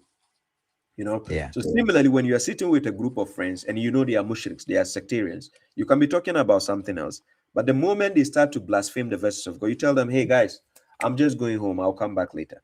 That's it. Don't even tell them that, hey, stop talking. No, just tell them I'm going home. I'll come back later. Look, I have friends who are Sunnis, and sometimes they are making naming ceremonies and parties. They do invite me. They give me a guest of honor. I go, But when I go, when it gets to the part they start preaching, I say, hey guys, see you later. I'm serious. I just shake their hands and leave. You know, and we are cool. Some of them, they do watch my videos. They might not agree with me. They are Sunnis. But the point is, one day I told somebody say, man, I watch your videos, but sometimes your videos get offensive. Then I ask him, who asked you to go and watch? Then he says, yeah, you're right. You're right. And I'm like, nobody asked you to go and watch. I'm in my house talking my own thing. You know, you understand? So sometimes people need to understand the psychology that goes within the truth. I cannot force anybody to agree with me or to come and take what I say. God of all people who created mankind, Quran chapter 18 verse 29, he says, say the truth is from your Lord. Whoever wills, let him believe. And whoever wills, let him disbelieve. It's a choice. Yeah. But that doesn't mean I cannot say the truth. I'm saying it. If you want to follow, fine, follow it. You don't want to follow, stay away. If you are a mushrik, that doesn't mean I cannot tell you you are a mushrik. Are you getting my point? It's just like you have a friend. Look, I swear to God, sometimes you have a close friend. You have a close friend. And let's say he's a womanizer. You can tell him, man, you are my friend, but you are a womanizer. You know that? Then he laughs. He will laugh. He knows you are telling him the truth. Then he will just laugh. Tell the person the truth. Let them bear witness to themselves that they are what they are saying. So I don't need to beat around the bush. When I know you are a mushrik, then I will say, oh, no, because for the sake of our friendship, I don't need to. Come on. We have beautiful ladies who have friends who are ugly, and they know the friend is ugly, and the friend knows that she's ugly. But she is proud to be next to the beautiful lady. I'm serious. You understand? And so what people don't understand about how life works, I keep telling people the best thing about life is understanding. Even God, that's what he wants from us. He wants us to understand. Yep, exactly. Because God said He created us different so we can understand each other. And the best way you can understand, because sometimes you can understand how people behave and stuff like that. It can make you a better person. And then, like earlier, you were talking about how women and men. Like I can tell you how much my wife have improved me because of like understanding her, and then she understanding me. Like it's a lot of things that, especially when it comes to being patient, my wife is very patient. So I've learned that a lot from her, and like being patient. Of course, So you can learn from somebody. You can watch somebody. Instead of her telling you, you have to be patient. No, she should rather act it so that you learn it from her. That's how. Yep. Like even for the example of like I used to live with two roommates. We're both from Sierra Leone. I mean, all three of us were from Sierra Leone. Like, even though it's like we didn't get along, it was always something that I take away from that friend, something good. Because one of the friend that I had, like he was very good at like even his dirty clothes, he folds them. He was very particular. So I learned that like if you can do that little thing of like folding even your dirty clothes, it will help you be more organized. So I looked at him, I was like, why does he does that? So I learned from that. Same thing as if you're living with somebody and you don't learn something from that person, then you will always have a difficulty living with that person. Yes. You will not even enjoy every moment living with that person. You understand? And this is why a lot of couples, look, I've seen couples who were dating on a dating level, they were okay. They look like lovebirds. But when they got married, they became rivals. Because they may it be the lady will be upset with him from the bed sheet when he sleeps and wakes up. Maybe he doesn't want to fold it. She might be upset with you for only that. So you have to adapt, not to make her angry. If that is what makes her angry, you try to shift that. So you fix it. You put it. You understand? Same goes with you. The things that make you angry, she has to understand, to adapt, to not make you angry. So this is how people to know how to understand each other so that you don't hurt each other's feelings. But some people, they don't give a damn, right? They step on your foot. You still have to tell them, hey, don't you have eyes? You step on my foot. Oh, instead of saying sorry, did I really step on your foot? That is annoying. Now they are asking again, are you sure I step on your foot? The person said you step, just say sorry. I'm sorry. I apologize. You understand? So this is why sometimes I'm going to use the men here. This is why sometimes when men, we tell women sorry, the women feel like it's not coming from our heart. Because it's like we are waiting for them to bring our attention that you did something bad. Then now you are asking, oh, so did I hurt you? Oh, you hurt me. Oh, okay, I'm sorry. Then she will tell you don't mean it. Because if you meant it, it should come naturally. It shouldn't come from interrogation. Do you get the point? So sometimes you have to be, understanding is very important, right? Yeah. Understanding is the key. When you understand each other, there's no room for explanation that you want to explain yourself. You want to say, no. You see, when couples learn how to tell each other sorry, the arrogance is out of the equation. People, they can live for a long time. You understand? Sometimes, of course, what people are saying, oh, perfect couples. There's no such thing as perfect couples. There's adaptation. That's all it means. You need to adapt and understand. There's nothing like perfect couples. No. If there were perfect couples, guess which people were supposed to have it? The prophets. Yes. Yes. Even the wives of the prophet, God told them, tell the prophet to tell them, if the worldly life is more desirable to them, they should come, let him settle them, then they go their ways. In chapter 33. So sometimes you can be, and that is why also sometimes people will be saying, oh, women don't know what they want. Women don't know what they want. Because sometimes they feel like the person they met, the idea they have about you, after they moved in with you, they start to see a different person. So they are like, is it this bozo I fell in love with? That's what the woman is asking herself now. You understand? Because this is why you need to adapt and understand her. What makes her feel okay? Then she will also adapt to your style and do the things the way you want it. So then it becomes a mutual thing that you move forward with that. You don't have to agree on everything. I've seen couples who have different taste of music, right? The husband likes this type of music and the wife has this type of music. They don't like the same type of music. I ask them, how do you fit in the same house? Because this guy will be playing this. And then the wife was teasing the husband, saying this guy plays this dumb ass music in the house. And I'm like, so then what do you do? She said, I have to live through it. And sometimes she sings the song by force. You know, when you listen to something over and over and over, if you don't like it, you start to like it. Like that. You see?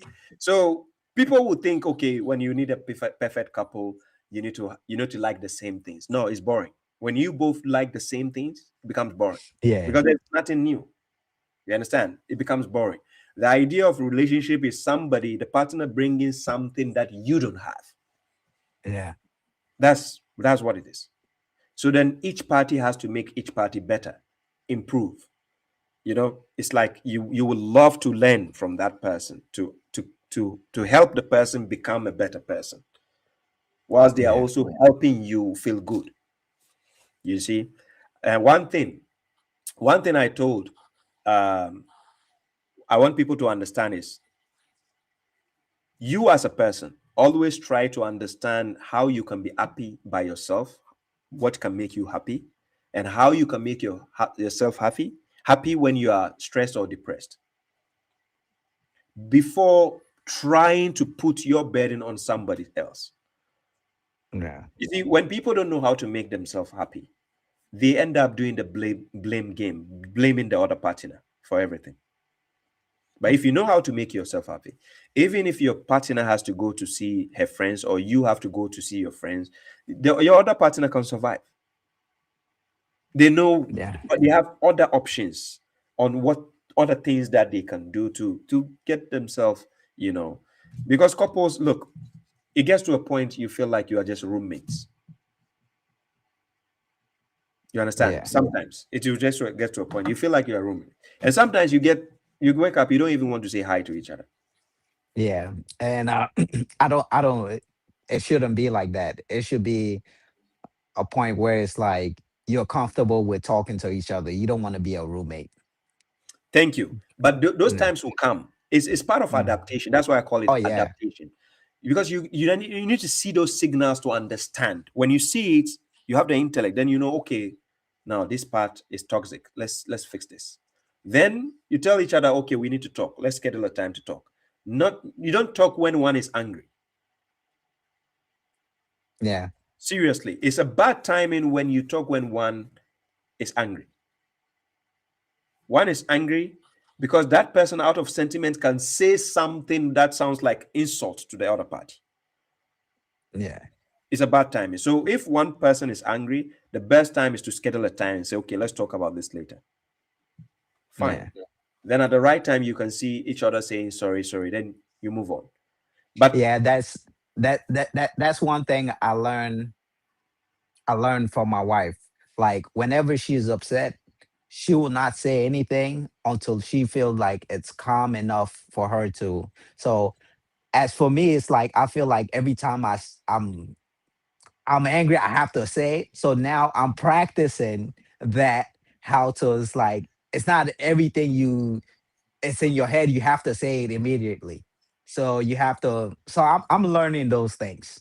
exactly. Like No, not, yeah. yeah, you So learn. Look, you can be with a partner for how many years and you're still learning something new. oh So yeah. you get to even learn something new sometimes after like 10 years. You'll be like, okay, this is new. You understand? And sometimes it's very good when a partner is upset and they cannot just tell you at that time, but that sometimes they give you a hint. And that's why women are the number one professionals of door slamming, and kitchen cabinets slamming, and and the cup dropping. Yes, it's a signal. Sometimes they don't want to say it to you because they piss you off. So then they slam the door. When they slam the door, when you hear them sighing and yeah, then there is something wrong. So at that time, you don't need to force them to say everything is okay. That question pisses them off also. When you say, is everything okay? Yeah. Don't say a word. When you see them slamming the door, don't say a word. Just wait till she's down. Then you go and talk. You see, and this is why psychologically, sometimes this is why most of the times women feel like they only need a hug. We also need a hug sometimes.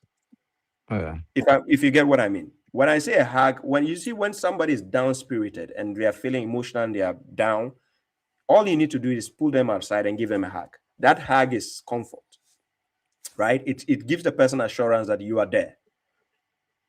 You understand? Yeah. Then men, sometimes we come back from work and we are so exhausted, we are pissed off in the head. But then what we hate is we come home and then the woman start nagging. Like it kind of pushes down. Yeah. And we don't get the hug again from anybody. You understand? Yeah. So that becomes toxic for partners going forward. And these are the subtle things that can cause divorce going forward. But people don't pay attention to all this. And then they think, it's no.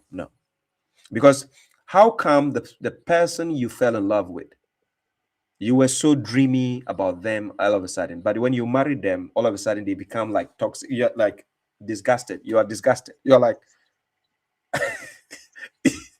did I marry this bozo? What? You understand? So there are a lot of things. Couples should be open to be able to understand about each other, right? Look. You see, women, when you have dishwasher at home, right? Yes. Are you aware she fixes it after you fix it? After you put the dishes, are you aware she will still fix it, put it right? It's more of like it's more like the dishes, like because for me, I'm just trying to put things away, but then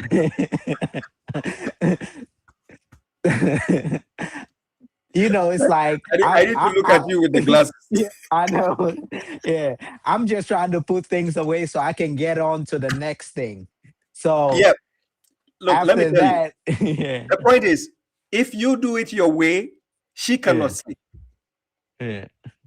Do you understand the psychology? If you do it your way and the dishwasher, even if you put it and you start it, she cannot sleep. She cannot sleep. Like the psychology, it will hurt her mind. So she has to come and check and do it. And this is why we leave the home for women to take charge of the home. Men build houses, women take care of homes. Right? You can be with a woman in the house and she knows what needs to be handled and what needs to be arranged at home. Men need to understand that. We don't need to question the woman. Why do you want to arrange things your way? No, allow her to make the home, the nest. If you watch Animal Kingdom, who makes the nest? The woman. The women. The home is for them. You allow them because they know where this has to be. So when we do the dishwasher and they tell you, they hit your hand and say, no, that's not right. Allow them. That is their position. We are given the driving seat when we go out because that's when you have to be a man. You lead. You are outside. You understand? Yeah. So I don't like it when a woman is disrespectful to her husband at outside or she raises a voice to him out. That's that way out of the equation, right? Yeah. So those things, they are very important. These things, they are signals people need to learn. People need to know how to interact with their partners. Your partner, before you made a decision to marry, you already made a best choice in your head by marrying them. It doesn't mean when you marry them, they changed. No. Yeah. It is that side of them you never got to examine. They didn't change. They had it, but you didn't see it. But they can improve. You see? I wouldn't say that they didn't see it. It's more of like they ignore it. Yes, they ignore it because nobody criticizes it. Yeah. Yeah. Because and even sometimes you can go to the point where it's like, oh, I can change that. And you see that you can't change it. Yeah. Changing is the biggest problem when people say, I can change that.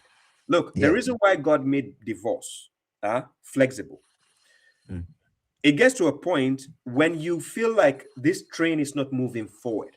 Then you sit down, according to God, you reconcile your differences. Quran chapter 4, verse 128 to 130. You sit down and discuss.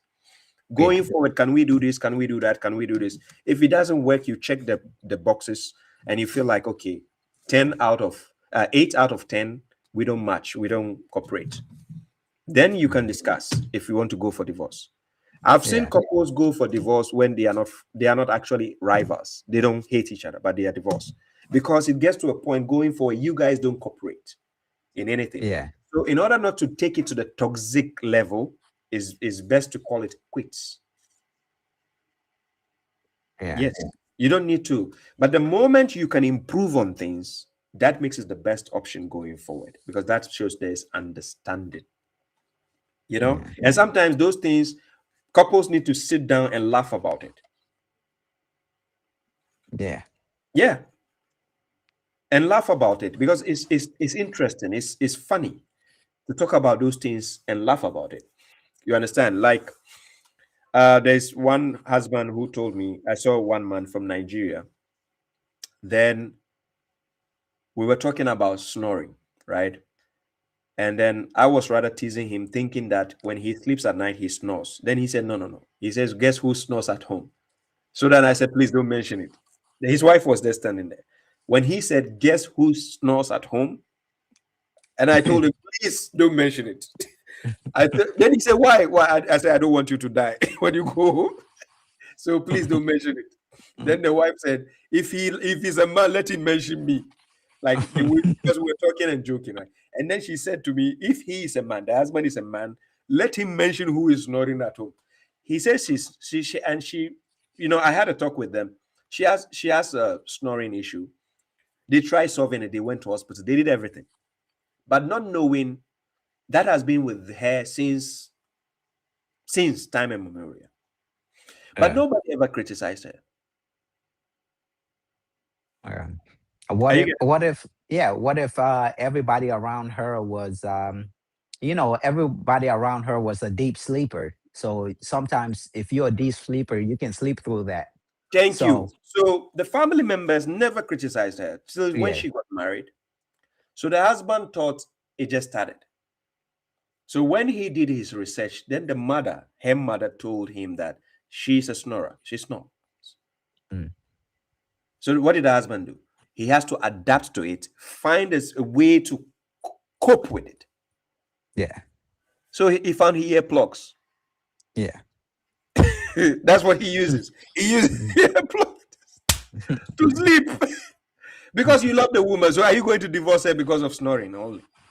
No.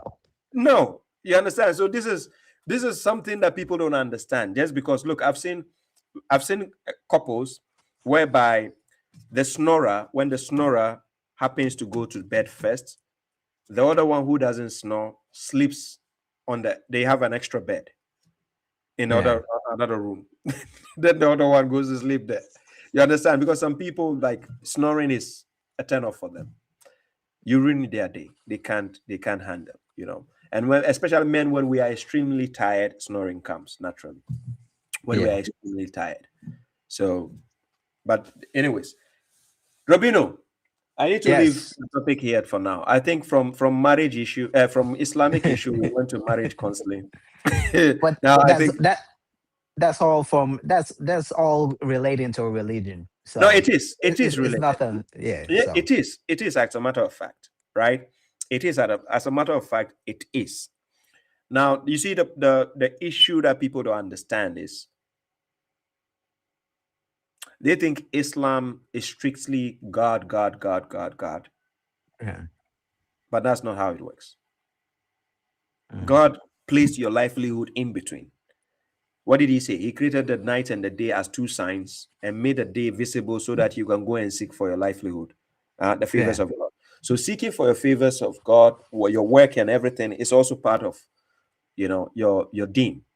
Being with your wife and kids is also part of your deen. All these are mentioned, Yeah, because even God says to think about it while sitting, riding, and all of that. So it's like if you constantly everything that you do is if you do to the memory of God, like thinking of God, you will see you will understand yourself more exactly by doing those things.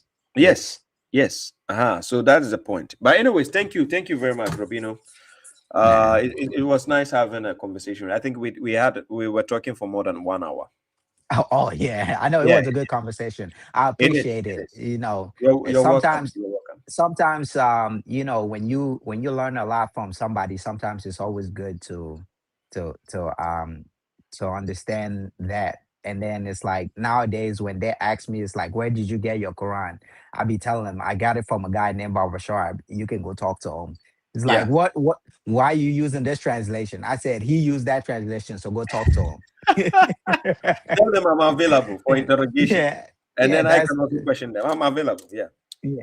I said so it is what it is. Yeah. But thank you very much. It's nice having you as a guest on the platform.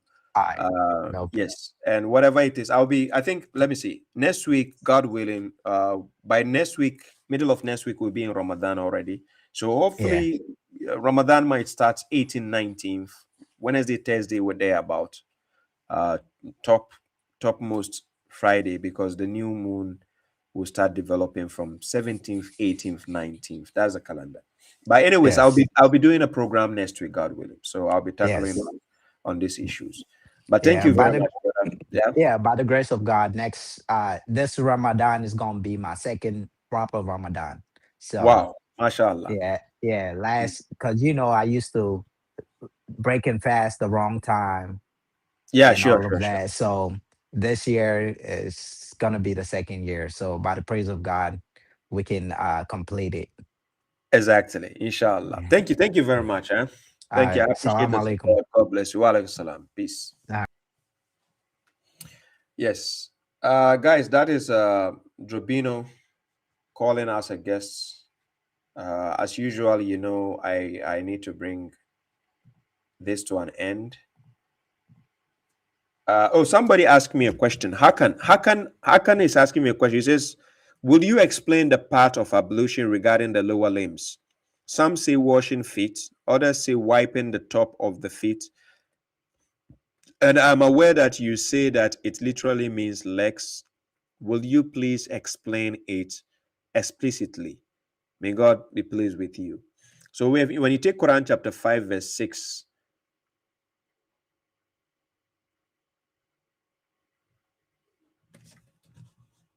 yes, thank you very much. New converts. I appreciate that. God bless you. The real Mishizi Sniper, thank you very much. Chapter 5, verse 6, let me tackle this before I go. Right? So when you take my translation of chapter 5, verse 6,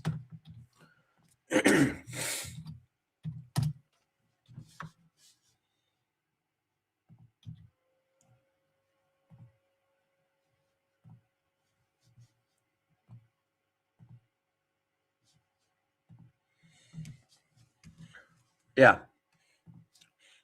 Chapter 5, verse 6. O you who have believed, when you get up for the salat, then wash your faces and your hands to the elbows, and wipe with your heads and your legs to the heels. Now, when you check the translation in here, you see that the legs here, I put the krura. Then here, I put the heels, then I put the joints. Because the word arjula here also means krura. And then the word heels here also mean joints, right? Okay. So when you take the notion of the washing your faces, then God mentioned the hands. You see the hands and it goes to the elbows. So there's a preposition here going towards the elbows. So you wash from the hands. So when we take literally the hands, we are talking about this limbs, this one. These are the hands. Then you wash to the elbows. So it goes to here, to the elbows. So you see the preposition to gives you the notion where it is going to. And then it says, and wipe with your heads and your legs. You wipe your heads, then and your legs to the heels. Now, when you're washing your leg, we take the limb from the lower part of your knee going down, can be considered your krura. But now some people will say the leg is talking about the feet. God has the proper word for the feet in the Quran. Akadam, this is akadam in plural form, your feet. They are akadam in the Quran. Now here we are talking about your legs being the krura. Anything coming from your kneecap side, below your kneecap side going down. Now when you consider the notion, some people will say, but women don't need to show their, no.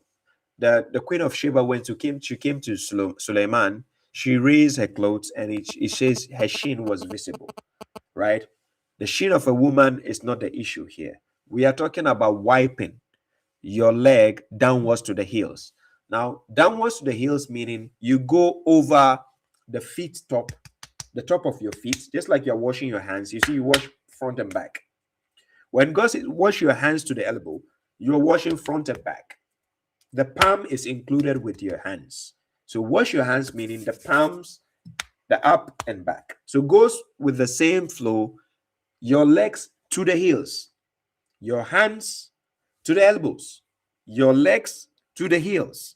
So coming from your leg, from the knee side, going down to the heels, on top of the feet side, going under to the heels. Now, the question is, some people are saying that based on the grammatical structure, is it washing or wiping? Then I will tell you this. Whichever you do is correct. The reason is, if you take the Quran, the grammatical rules being applied today on the Quran was invented later on, not before the Quran was revealed, was invented later on, way after the Prophet. Those rules are just there to aid you to understand the structure of the Quran, but doesn't make the final conclusion of what the Quran says. Sometimes you have to read the text, the context itself, the way it appears. So now let's check why I'm saying that. Let's take the notion of tayammum. Tayammum, God mentioned, and wipe with your faces and your hands thereof. So when you take the nice field, the sand from let's say from the desert, you wipe from what? With your faces and your hands. So you see the word wipe. Wamsawu biwujuhikum. Now, when you go back up, when he's telling you and wipe with your heads, ru'isikum wa arjulakum ila al-ka'bayn. When you check the instance of the structure of the verse itself by context, you can see wiping is still valid. But the verse started with wash, fagusilu wujuhakum.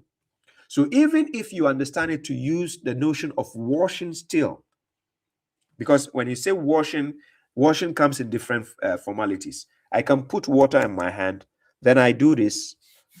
Some people will still call it wiping. And some people will still call it washing because the water has already come. Then again, I can put water in my hand, palm like this, and I can start doing this and still it's called rubbing or wiping. Are you getting my point? So depending on how you can understand this verse, even if you do it washing, it's still valid. If you do it wiping, it's still valid, depending on how you understand how washing and wiping works. Based on the Arabic structure, of the context. If you are only going to go with the grammar, then you are going to stick and say, because it says wa arjulakum, it was supposed to say wa arjilikum ila al-ka'bayn. No, our arjulakum ila al-ka'bayn is still valid based on the structure of the Arabic tense, not just because of the Arabic grammar. You understand? So it's based on the grammar. They are telling you that here you need to wipe. But if you look beyond the grammar and you're dealing with the text itself, yes, you can either wash, you can either wipe, and it's still valid. There's nothing wrong with that. Right? So, Brother Hakan, if you're watching, this answer goes to you, inshallah. So, ladies and gentlemen, I've done almost 4 hours. I'll be going to work at 9 o'clock. I just have few hours to sleep. I have less than, I think, 5 hours to sleep. So I need to sleep. I'm not going to do any second version on TikTok. This is the end of the live stream. I'm not going further. So guys, thank you very much. This is the correctional officer. I bring this stream to an end. I'll be tackling the issue of Ramadan next week. So by the time I do the next stream, maybe the month of Ramadan has already started. But let's see, Wednesday, God willing. Other than that, if I'm not, then Saturday, maybe tomorrow, I might be on a live stream tomorrow, God willing. What else do I need to tackle? Okay, so people who didn't watch in the beginning, you can watch. I spoke about the Jeffrey Epstein. I tackled the Jeffrey Epstein issue. You can watch the stream from the beginning. I don't know if I might trim the video down. I'm not sure, but it's too long to watch. But yes, I might trim my conversation with Drobino and put it as a different video on YouTube. I might do that. I might take that part I was discussing with him. Then I will leave the Epstein file video so that it can stay short. Then I'll put my discussion with Drobino differently, separately, as a conversation with a Quran Alone follower. So guys, thank you very much. I appreciate all of you. JS, thank you very much. Shaheen, thank you. God bless you. Limpo Tamalgu, thank you very much. God bless you. Musa Khan, thank you very much. I appreciate that. New converts, the real Mishizu sniper, thank you very much. I appreciate you. God bless. Amis B1 says, I wake up at 4 a.m., take wudu, pray, and read the Quran until Subuh. When it's time for Subuh prayer, do I need to take the wudu again? Fajr, you are talking about Fajr. Subuh means morning, Fajr, dawn. Yeah. Okay, so if you are talking about Fajr, according to God, chapter 5, verse 6, whenever you get up for the Salat, you have to do the ablution. So yes, the ablution needs to be done when you get up for the Salat. That's what God says. Whenever you get up for the Salat, you need to do the ablution. So it is more beneficial for you if you do the ablution. Thank you very much. I see you. Thank you very much. The silent Baba, I appreciate the support. Guys, all of you, I appreciate all of you. Thank you, God. God bless you all. I just need to drink some tea before I go to sleep. It's almost 4 a.m. and I need to wake up, let's say by 7, 8. Yeah, and here the dawn now has moved. So it's like around 7, 8. That's our dawn time here. But anyways, guys, thank you very much, all of you. I appreciate the support. God bless you all. Khadija Sameya, Abu Thomas, Mohammed Sadiq. God bless you all. I appreciate all of you. God bless you all. Thank you very much. Next week, when we start Ramadan, in the 2-3 days into Ramadan, I'll be opening the GoFundMe page so that we do the usual feeding of the old people for Ramadan, right? People who most of them that we provide for don't have anybody else to actually help them in terms of, their feeding issue. Most of them, they don't have anybody to look up to.